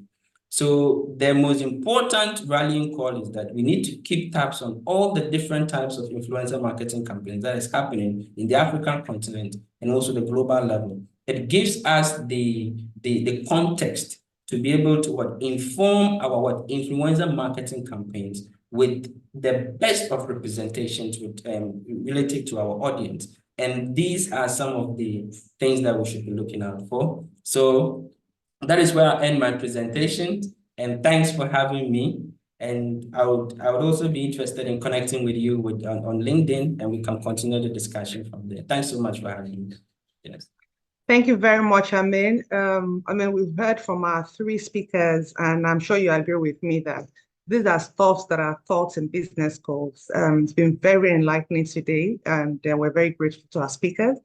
So as we've done for other speakers, we would deploy the poll now before we go into the panel session. I'd like us to increase our completion rates of this poll. So if you haven't started, I'd like to encourage you to make your voice heard. Thank you very much. So the poll will close in another few seconds. We still need to have a higher rate of completion. It just take a few seconds to complete. Okay, we can close the poll now. We need to move to the next session. Thank you very much to everyone that completed the poll. Thank you. Okay, so at this point, so we'd like to go into the panel discussion, and I'd like to invite our three speakers as we start the panel session. Can we please stop sharing for Amin? Thank you. So we have a few questions in the Q&A box, but I also have a few questions from my side. So I'll just kind of do that interchangeably. So my first question, basically, while I was doing some pre-read ahead of this session, one thing that caught my attention was the fact that it's projected that in 2024, brands would shift about 63% of their spend from paid ad to influencer marketing. And I know that in one of the slides that I shared, it kind of alluded to that, the movement of funding to influential marketing. So basically what that tells me is the fact that it's not a question of should brands do influencer marketing, but more of a question of how do they do that? What strategies do they adopt? So my question will be to you, Amin. Please tell us how brands can stay ahead of the curve of this influencer marketing adoption. We can't hear you, you're muted. Yes, you are muted. Thank you so much for this question. So if I can repeat your question, you're saying that how can brands stay ahead of the curve in terms of influencer marketing? So sometimes I would say that for brands to be able to do well in terms of influencer marketing, that we have made a case for authenticity is a tool for achieving authenticity. So for brands to be able to pursue that path, they should look at their purpose. They should be able to relook at their purpose. Why are they in existence? Who are they serving? Because these are questions that when you answer, you'll be able to get to your why. And your why is what can actually propel you to communicate with your audience with that authenticity.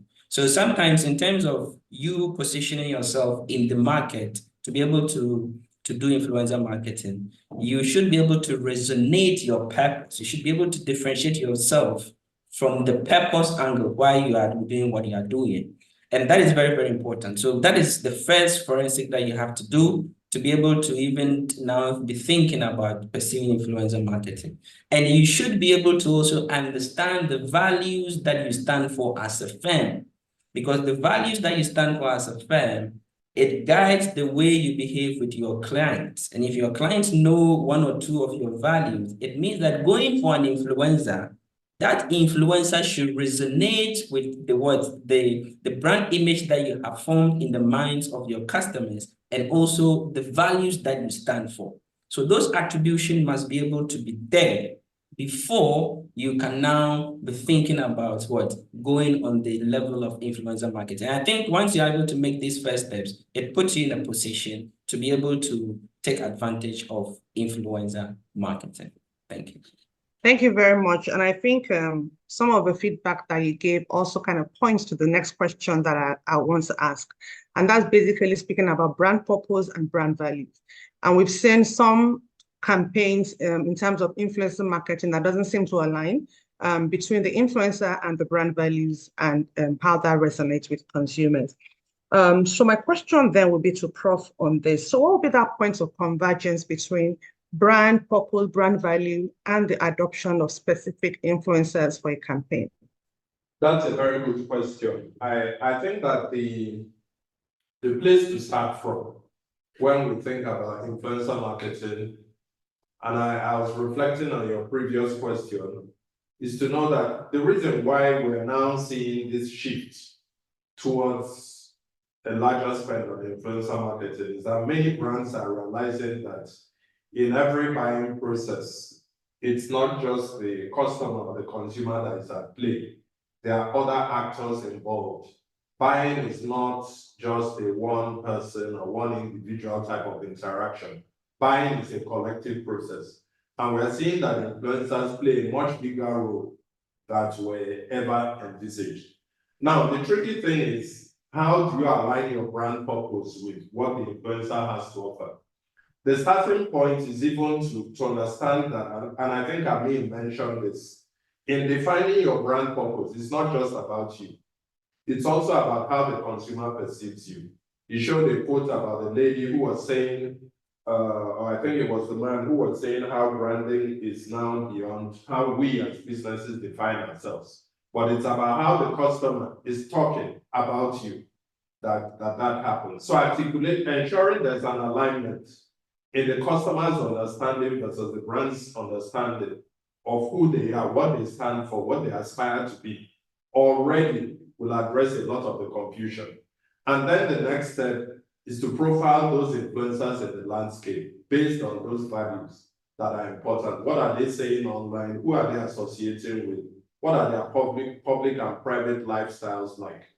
And that requires having a longer-term vision of influencer marketing, as opposed to a short-term thing where we want quick gains. And I think that is what needs to be done. Okay. Thank you very much, Professor, for that response. So when we talk about long-term versus short-term perspective of influencer marketing, I mean, what really comes to my mind is transactional versus relationship.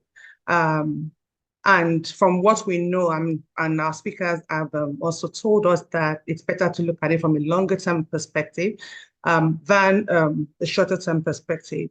But then my question then would be to Baba, when we look at that, you mentioned, you also alluded to that in your presentation. But what then are the risks that a brand faces when we think about long-term relationship with specific influencers? And so it means you've probably locked yourself into a long-term contract, and possible risks that could arise as a result of personal lifestyle or behaviors of the particular influencer. What are the challenges or risks that are involved, and how can a brand surmount that?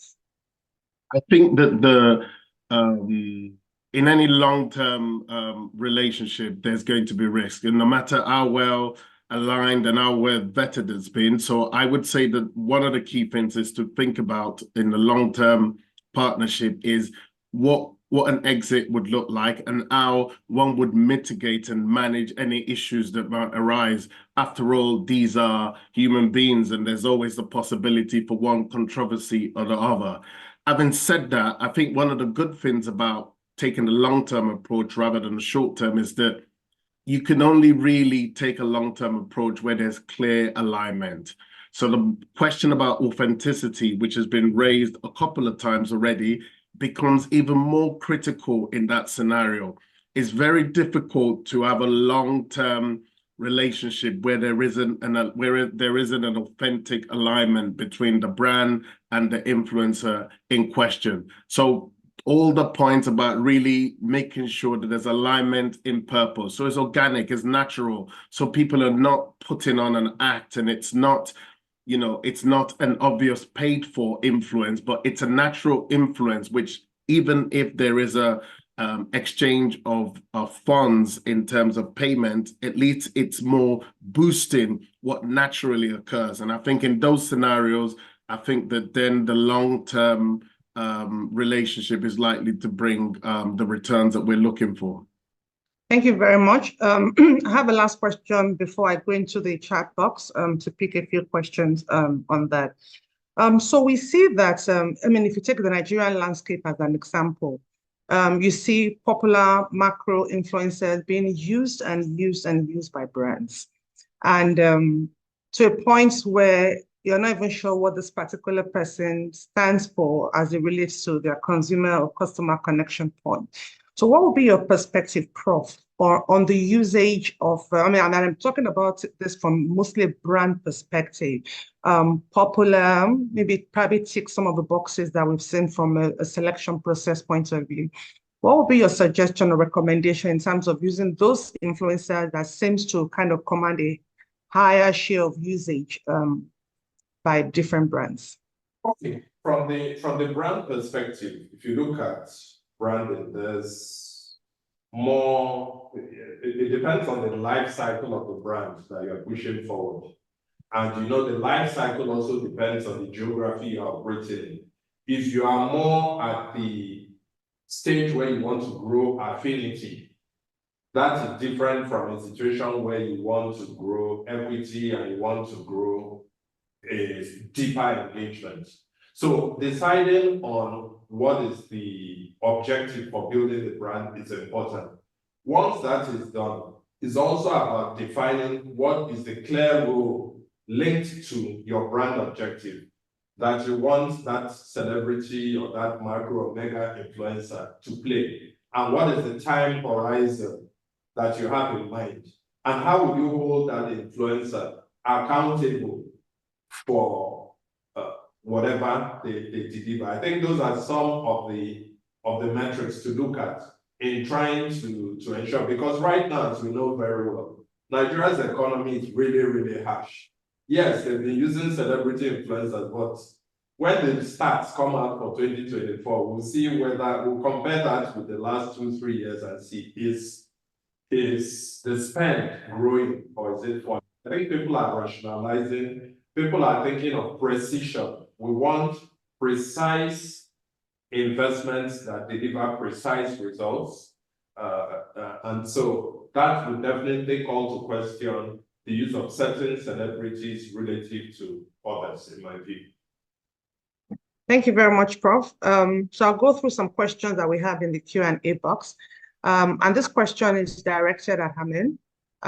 You say you mentioned the significance of cultural understanding in influencer marketing campaigns, particularly in Africa. Can you provide a specific case study where a brand leveraged cultural nuances to enhance the impact of their campaign? Do you want me to read that again? Yeah, I think that is fine. I think one of in my submission, I talked about the cultural nuances that comes with what your audience would want to resonate with. And an example had to do with, I want to give a domestic example that has to do with MTN Ghana, where MTN Ghana had a partnership with one of the popular actors, like Kumawood actors, that he's called Lil Wayne. They call him Lil Wayne. So he was part of a particular campaign that they did regarding their bundles. The bundles, the combo, the airtime, and some of the devices that MTN Ghana were selling. So if you look at the reason why they chose him, as at that particular point in time, he resonated more with the local context, with the local audience that is from different regions, like regional levels. So you could see that even if you had looked at the statistics in terms of the purchases of their combo, their airtime, you could see that from the National Communication Authority, the data, it was able to give some regional dynamics in terms of where their sales were coming from. So this particular actor, if you look at where he was coming from, Kumasi, and if you look at the consumption and how and the feedback that they were getting from that particular region, you could see that that particular influencer was one of the best fit, although there were other influencers in it, but he stood out because he was actually representing the feedback that MTN were getting in terms of sales, in terms of user content generations and all of that from that particular territory. And you could see that even in the video, he was acting, and the way he was acting and the humor that he was creating and the local language that he was using was clearly a representation of the audience that particular ad was seemingly targeting, that is in Kumasi. So you could see that from the selection, from what the influencer represented. He represented comedy, humor, and he was lively. And in some instances, he spoke a lot of wisdom that also resonated with some level of people in terms of the demographic living in that particular area. So if you look at these dimensions, you realize that was a clear case of an influencer marketing campaign that resonated well with the cultural underpinnings of what the target group. And is mostly played, and when you are doing ad masterclasses, is one of the ad campaigns that you can actually use as a reference point to explaining advertisement. So I believe that they were able to achieve that sort of authenticity because the representation and that of their sales figures and what they also stood for in terms of the can-do spirit that was aligned with their value. They were able to get that to a very large extent correctly. Thank you. Thank you, Amin, for that. I have a question here for Baba. It says, can you share with us some which global influencer campaign you consider to be most profound that you've heard about? So I think maybe one that comes to mind was a few years back. If you remember, there was an NFL quarterback called Colin Kaepernick, and he got into a bit of controversy with the NFL because he was protesting against social justice and racial inequality that was happening in the US at the time. And he had this campaign that was running where he was kneeling down, and eventually it led to him being pushed out of the NFL. So, and you know, he had quite a lot of institutions and authorities against him, including at the time, even I believe even the president at one time. And Nike used him and took him on board and used him as part of their 30th anniversary of the Just Do It campaign. And I think what was really interesting about that was that, one, he had this element of organic about it. In other words, that it wasn't just the fact he was an athlete, is what he stood for, what he represented, this idea of not being afraid to do something uncomfortable and take on, you know, institutions and authorities. And they really blew him up and used him as part of the campaign of that Nike Just Do It spirit. And one, there was really good alignment. Two, they didn't just use an athlete, but they were also using the spirit of his campaign. And it was controversial because clearly his campaign was quite divisive in the country, but nonetheless, it got lots of attention. It drove really good results over the period of time that they kind of engaged with. And that really struck with me because I thought that from a point of view, an influencer campaign, that was it had quite a lot of the elements that you like to see. It was organic, it was authentic, and it was still an element of risk on both parts in terms of the partnership they ran. And that's one that really stood out for me over the years.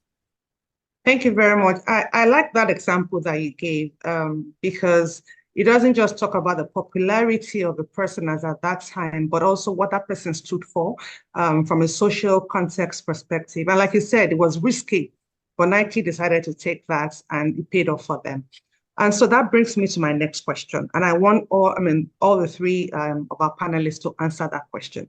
So when you look at it from the perspective of an influencer, and we talk about having a specialized niche area from an influencing point of view, what would be your point of view versus having a generalist perspective of influencing? So this example that you gave is a clear case of like a niche or specialist area, because that's really the area in which it's strictly known for. So I would like to have, everyone's perspective in terms of your perspective on specialized or niche area of influencing. I think we can start with Prof. Okay, thank you.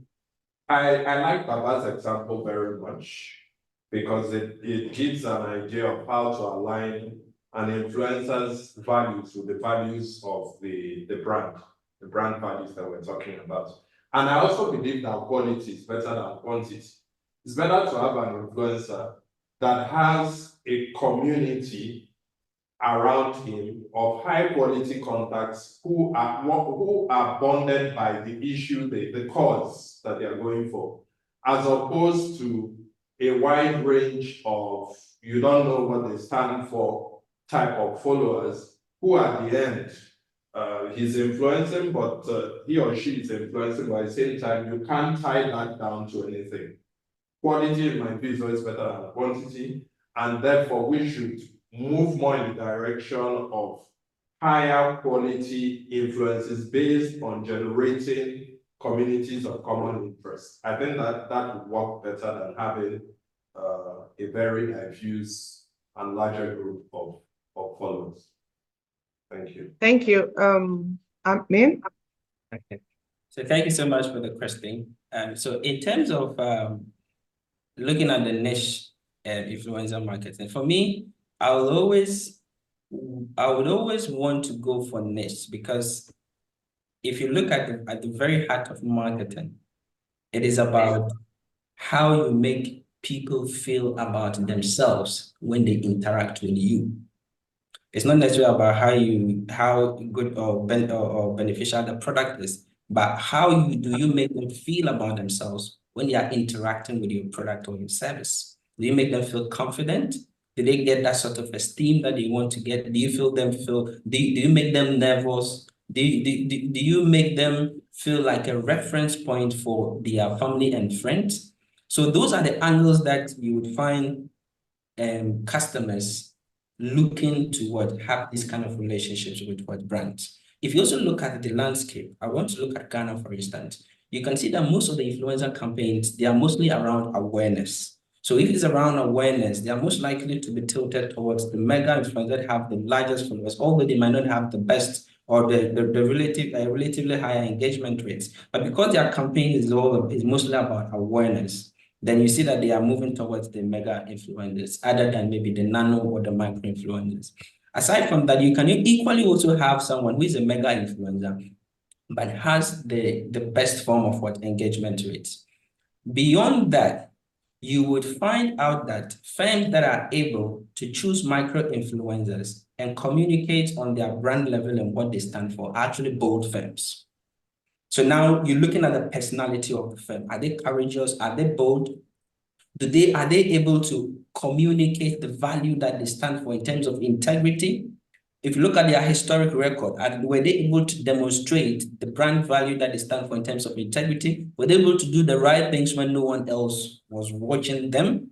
So most of the times you are looking at the personality print that you have left over the years, and you can actually stand on it and communicate from the brand level, your purpose level, and that will direct you towards micro influencers or non-influencers. Beyond that, you can see that we're looking at celebrities, content creators, etc. They are also thought leaders, right? They are also thought leaders. I know Lagos Business School, they have the Sustainability Center. So in terms of using influencer marketing as a case study, so you'll be looking at an influencer who is able to build a community with a niche area like sustainability marketing.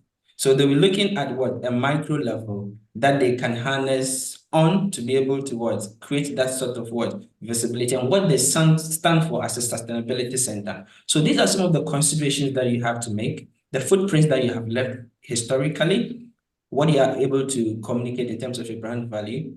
You not just looking at awareness, but engagement, because engagement will mostly be pushing you to the micro and nano influencers. And also, you're looking at the nature of the product and services that you are selling. So these are some of the things that comes to mind when you asked me this question. Thank you so much. Thank you. Lastly, Baba, specialized niche versus generalized. Yeah, I'm not sure that there's much else to add. All I would say is that I think that Prof and Amin have answered the question really well. I think all good marketing is targeted and focused. All good marketing. Everything that we try to do is to really have a very, very well defined question problem that we're addressing. So to that extent, I think that if it's not niche, if it's mass market, as Amin alluded to, it's much more, when we're heading towards more advertising and awareness. I think that really, really good influencer marketing should be targeted, should be focused, should be niched, should be clear in terms of what question are we answering for what audience and how. There should be this alignment. Now, one person's niche is another person's mass market in that sense, but ultimately, it should be focused, ideally. The more focused, the better, and the more it's real influence. So in other words, we're not just talking about reach, we're talking about connection, and we're talking about real engagement on the point and the issue that we're trying to get across. So I think that definitely, ideally, I would say niche, but niche doesn't need to mean small. We should think of niche meaning focused and really clear. Thank you very much for the different perspectives that you've answered that question. Now, something interesting caught my attention while Amin was presenting, and I kind of correlated with one of the slides from Prof. So while Prof was presenting, he talked about the trust index of celebrities, influencers in Nigeria. In 2020, it was at 40%. In 2023, went down to 18%. And then during this session also, it conducted a poll just to kind of get a reaction in terms of the propensity of people to buy something because of an influencer. And I think it was just 3% that said they would buy on that basis of being a celebrity influencer. In Amin's slide, which spoke about a study also 40% depend on influencers' recommendation. 69% of them trust influencers. So the question to ask is, I think I probably have a perspective, but I want to hear yours, is the fact that are there cultural influences in terms of this? Because I think Prof's study was kind of Nigeria and Ghana, if I'm correct.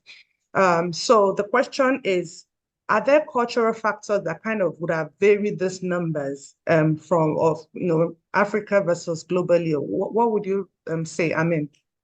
So in terms of the cultural underpinnings, so these are actually factors that will be able to determine the kind of value that the audiences that you are targeting place on, the kind of value they place on authenticity or relatability. So if you look at the Ghanaian space, in terms of the cultural underpinnings, right, in terms of values, so humility, respect, collaboration, empathy, sympathy, these are the values that you would find different tribes and clans, etc., they profess, and also truth, that is honesty and integrity. So these are the values that you would normally find from the point of, so the first point of socialization, that is from home. These are the values that are built into the audiences that we are now looking at to target. So most of the times, these are the places that they want to keep saying, like they want to keep pure. So most of the times when you are not able to communicate or resonate with these particular values, they don't see you as trustworthy. Because if you look at what is reported in the news, the content that we consume is mostly about it's very skeptical. There are issues and so many issues around us when we are even watching the news and all of that. So you can see that before you be trustworthy, you should be able to associate yourself with someone that is a reference point in terms of these values, and that you can actually do well. Maybe in certain jurisdictions, what they might see as disrespectful might not be what you see as respectful. So the cultural underpinnings are very, very important. The culture shift or the sidekicks when it comes to culture is very, very important. That is why in my slide, I was saying that even if you are choosing a global influencer, if you are a multinational company, you are using a global influencer, in terms of what gets into your creative, you should be able to localize the content in terms of the values that these communities resonate with. Thank you. Thank you very much. We'd like to round up the panel session, and I want our panelists to just give us their parting words, starting with Baba. Oh, great, thanks. Thanks. It's been great to participate. Also, not just to share, but also to learn. I think that the key summary for me would just be that this concept of influencer marketing is a part of marketing that's going to be with us for years to come and decades. I think it's going to continue to evolve. And I think the key thing is to continue to experiment, to evolve with the changes, to accommodate technology. But in all that we do, to remember that influencer marketing is a part of our overall marketing ecosystem. So, we need to take care of the fundamentals of understanding who our customers are, what we're offering to them. We need to do the basics really well. And if we do the basics really well, influencer marketing could be a turbo that really accelerates our performance in years to come. Thank you very much for that. Prof, your parting word? Yeah, so I think to get influencer marketing right, especially in Africa, it's about thinking long term. It's about keeping the values and the ethics, the ethos of our brands in mind when engaging the influencers. And it's about having the right mix. Gone are the days when we can be all celebrity, all macro, and so on. There's a lot happening, as Baba has said, about the landscape, and being able to have the right mix would be the game changer. Thank you. Amen. Thank you so much for the opportunity once again. This session has been a very insightful session. For me, I've learned really a lot, although I'm part of the panelists. And for me, what resonates more with me is that, like now more than ever, what we are is what our firm is. So in terms of the attributes that we bring to our firm, we use our attributes, whether we stand for honesty or integrity and excellence and all of that. Those are the attributes that we use to dress the firm. And those are the attributes that the firm will go out to engage with our audience or prospective clients. So for me, I would just say that the marketing function now more than ever is a function that should be a driver for being a net force for good. That is why we are now seeing sustainability issues coming up, that we now need to be looking at the next generation. And you can't do that when you are not authentic. You should be ready to plant the trees and knowing that you're not going to sit under the shade. That is the kind of level that we are going to get to, and we are actually getting to. And I think influencer marketing is actually a conduit that we can use to build meaningful relationship, because now more than ever, customers hardly will be trusting firms because they feel that the firms will have motives to make profit. But the point is that you can actually make more sustainable profit. You can drive your profits by paying attention to the people that are working with you, the customers, and you can also make purposeful profit. Thank you so much. And those are my conclusion remarks. Thank you very much. Thank you so much, gentlemen. There are a few questions in the Q&A box. Some of them, whilst the presentation was going on, had been answered. And that's why I'm not particularly focusing on them. But probably just take about two of them, and now we're going to the Q&A session. Just focus on a few that haven't been touched on, and I'll just ask the panelists for those. So I have one that says, I keep hearing authenticity, authenticity, authenticity. But is that the most important value in influencer marketing? Is influencer marketing not about leveraging the influence, the numbers of the influencer? If a brand is interested in reaching the 600 million plus followers of Cristiano Ronaldo on Instagram, should that brand be asking itself whether Cristiano can present an authentic personality, or whether he has the numbers the brand is looking for?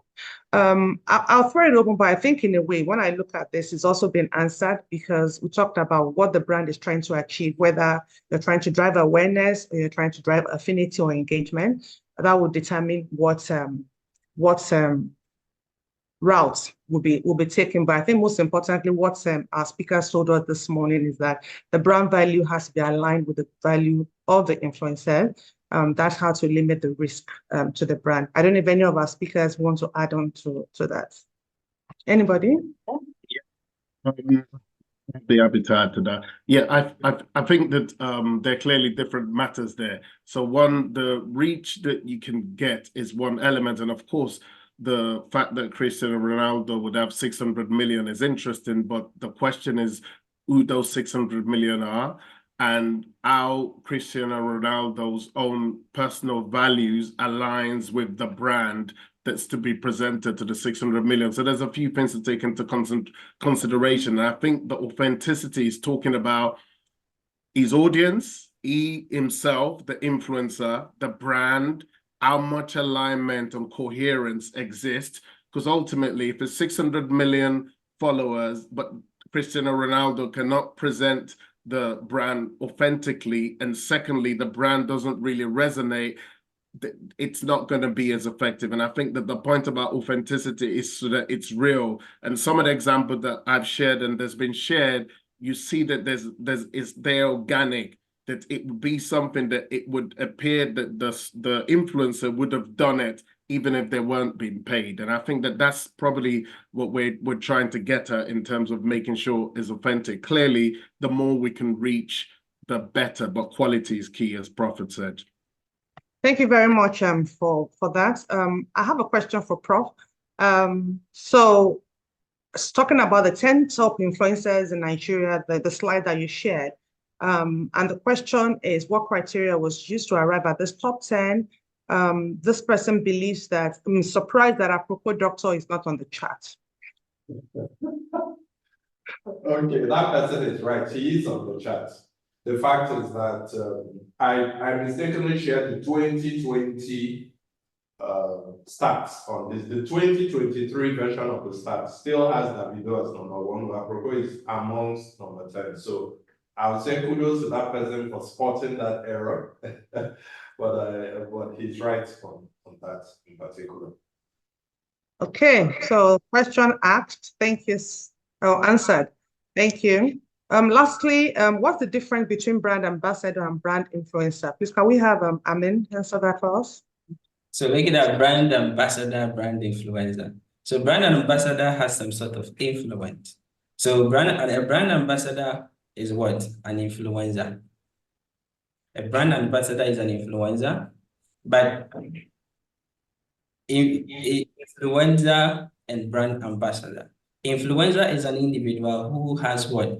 The propensity to guide people to take certain actions in terms of their purchasing decisions. So a brand ambassador is mostly a term that a firm would announce that this is the ideal person that we think can be able to carry on with our product and services, talking about product and services. And he represents us, he's an extension of us, etc. But a brand ambassador in itself, in itself is actually an influencer. Yes, so you can see that this is just a category of an influencer. So, and the naming is what distinguishes the two. But if a brand comes out and says this is a brand ambassador, it also shows some sort of detailing that went into actually choosing the person, as we mentioned that the niche, etc., etc. Thank you. Thank you very much. I'd like to thank our panelists most profoundly for sharing with us from your wealth of experience. It's been a very loaded session, and we're very grateful. And just to give you an indication of the reaction also from the audience, I just read about 2 of the comments in the chat box. I have many thanks to our panelists. You provided helpful insight on the subject, which will definitely impact on my brand's engagement with influencers. I have another that says this is quite commendable. The panelists have done a great job. And I think you would all agree with us that there's been, the panelists have done justice to this topic. Just before we go, I'd just like to just kind of reemphasize some of the things that we've heard today, the key points that we could take out of today's session. The first thing is the fact that influencer marketing is not a new phenomenon. It's just that it's going through evolution, and we'll continue to see that evolution in the years to come. There's nano, there's micro, and there's macro influencers. How a brand adopts any of this or the mix or the combination that they have then depends on a lot of factors. Importantly, what they're trying to achieve, and of course, at the end of the day, how much money they have in their pocket. We spoke about authenticity, and I think that came through across all the speakers, authenticity. And Amin actually called it priceless commodity, which means that it's something that you cannot do without. Great proposition will drive influencing organically, whether the brand wants to push it or not. If it's great, consumers will speak for it. So that's important to note. Quality is better than quantity. And we also heard today that longer-term relationship is better than short-term engagements. The benefits of influencer marketing can be overemphasized. Reach, peer-to-peer recommendation, of course, at the end of the day, sales and bottom line impact for the brand. There are cultural contexts that is important in influencer marketing, and we need to be able to drive that adaptability to our brand to understand the local nuances and ensure that we relate that to our brand. Choosing an influencer is not about gut feel. There's a science and an art towards that. So for any brand, it's not just about the hype of an influencer, but how that influencer relates with our brand and how whatever return on investment that would deliver for us. So it's about clarity on the brand goal, the fits with the brand, and the KPIs that we want to get out of that. And of course, I also learned quite significantly the metrics that actually can be deployed even before you engage an influencer, trying to also know their credibility score and to also be able to differentiate between the actual followers and also the followers that don't exist in the real sense of it. So it's been a very full and impactful day. And I also want to thank our panelists once again for this very refreshing session. And also, the participant also for staying through up to this time to take in what has been shared to us. So before we close, I just want to say that the recording for this session will be available and sent to the people that have registered. And so please look for that in your mailbox. And like we said, when we started, that is the first of many masterclasses to happen between the collaboration between NIMN and Lagos Business School. And as they become available, we would also drive engagements and awareness. But in the immediate, there's also an opportunity for you to be part of the annual marketing conference that is coming up very soon, later in the month of June. Can we have the information on the screen, please? So the annual marketing conference is an annual conference of the National Institute of Marketing of Nigeria, NIMN, and it's happening in Ibadan, very close to us in Lagos here, from the 20th to 22nd of June. And the registration details should be put on the screen. We'd like to encourage everyone to be part of this. It's very, I mean, at the time that we're discussing influencer marketing and how that also applies within our local context, this is it's coming at a very good time. The theme for this is empowering Nigerian brands, leveraging local content for global success. So I believe that as practitioners in the academia, this would be a very useful and valuable session to be engaged with. I think I probably will share the screen from my end. Just can you confirm if you can see my screen? Yes. Yes. Okay, so this is the communication for the annual marketing conference that is coming up, as I said, 20th to 22nd of June in Ibadan. And I think we could also share this communication with everyone that has registered for this webinar post this event so that you can actually have all the details for registration. Thank you very much on that. So on this note, I'd like to invite Isima to give us the closing remarks. Thank you very much. I think just before the closing remark, we have one poll that should go that just gives us feedback overall on the entire event. If you can put up that poll for like 3 minutes, and I'll encourage everyone. There are 56 people left on this call. If you can just take 3 minutes to give us feedback to see how we can make this better, that would be very helpful.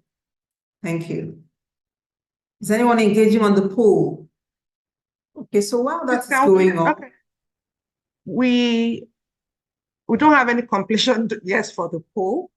So please, if you've stayed up till this time, I'd just like to encourage you to participate in this poll. Yeah, I think I'll give the vote of thanks as that is going on, so that we wrap up in good time. Thank you. I'll start with our very able moderator, Bola Joko. You've done a great job, and actually you've extended the appreciation to almost everyone. But I'll still want to say thank you to our panelists. You have been great. Professor Uchenna Uzo, Amin, Baba, thank you so much for this insightful learning session.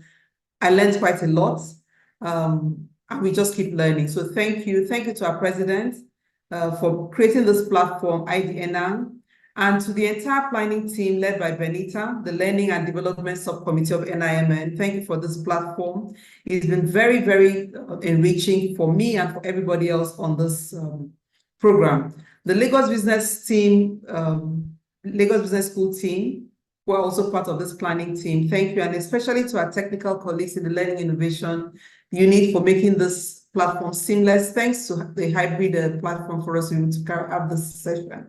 Most importantly, to our participants, those that joined and those that have stayed to the end, for participating, providing feedback, engaging, being willing to learn. I just want to encourage us using a quote that says, develop a passion for learning. If you do, you'll never cease to grow. For each of us that joined this session, this is one of many sessions that we're going to have. Keep learning, keep growing. And if you're not a member of the National Institute of Marketing of Nigeria, you're missing an opportunity to learn, to network, and to grow. So I'll encourage you, join us for the conference, follow the NIMN on all social media platforms, follow Lagos Business School on all social media platforms, and you keep learning and growing. And everything we've learned today, we're looking forward to see how you apply it to your brand to make a difference. Remember, think about value, think about ethics, think about sustainability, think about making an impact. So thank you for being part of this session. We look forward to engaging with you again and again. So have a great day. Thank you. Bye, everyone, and enjoy the rest of the day. Thank you. Thank you. Thank you. Well done, everyone. Goodbye. Thank you. Bye-bye. Thank you, everyone. Bye-bye.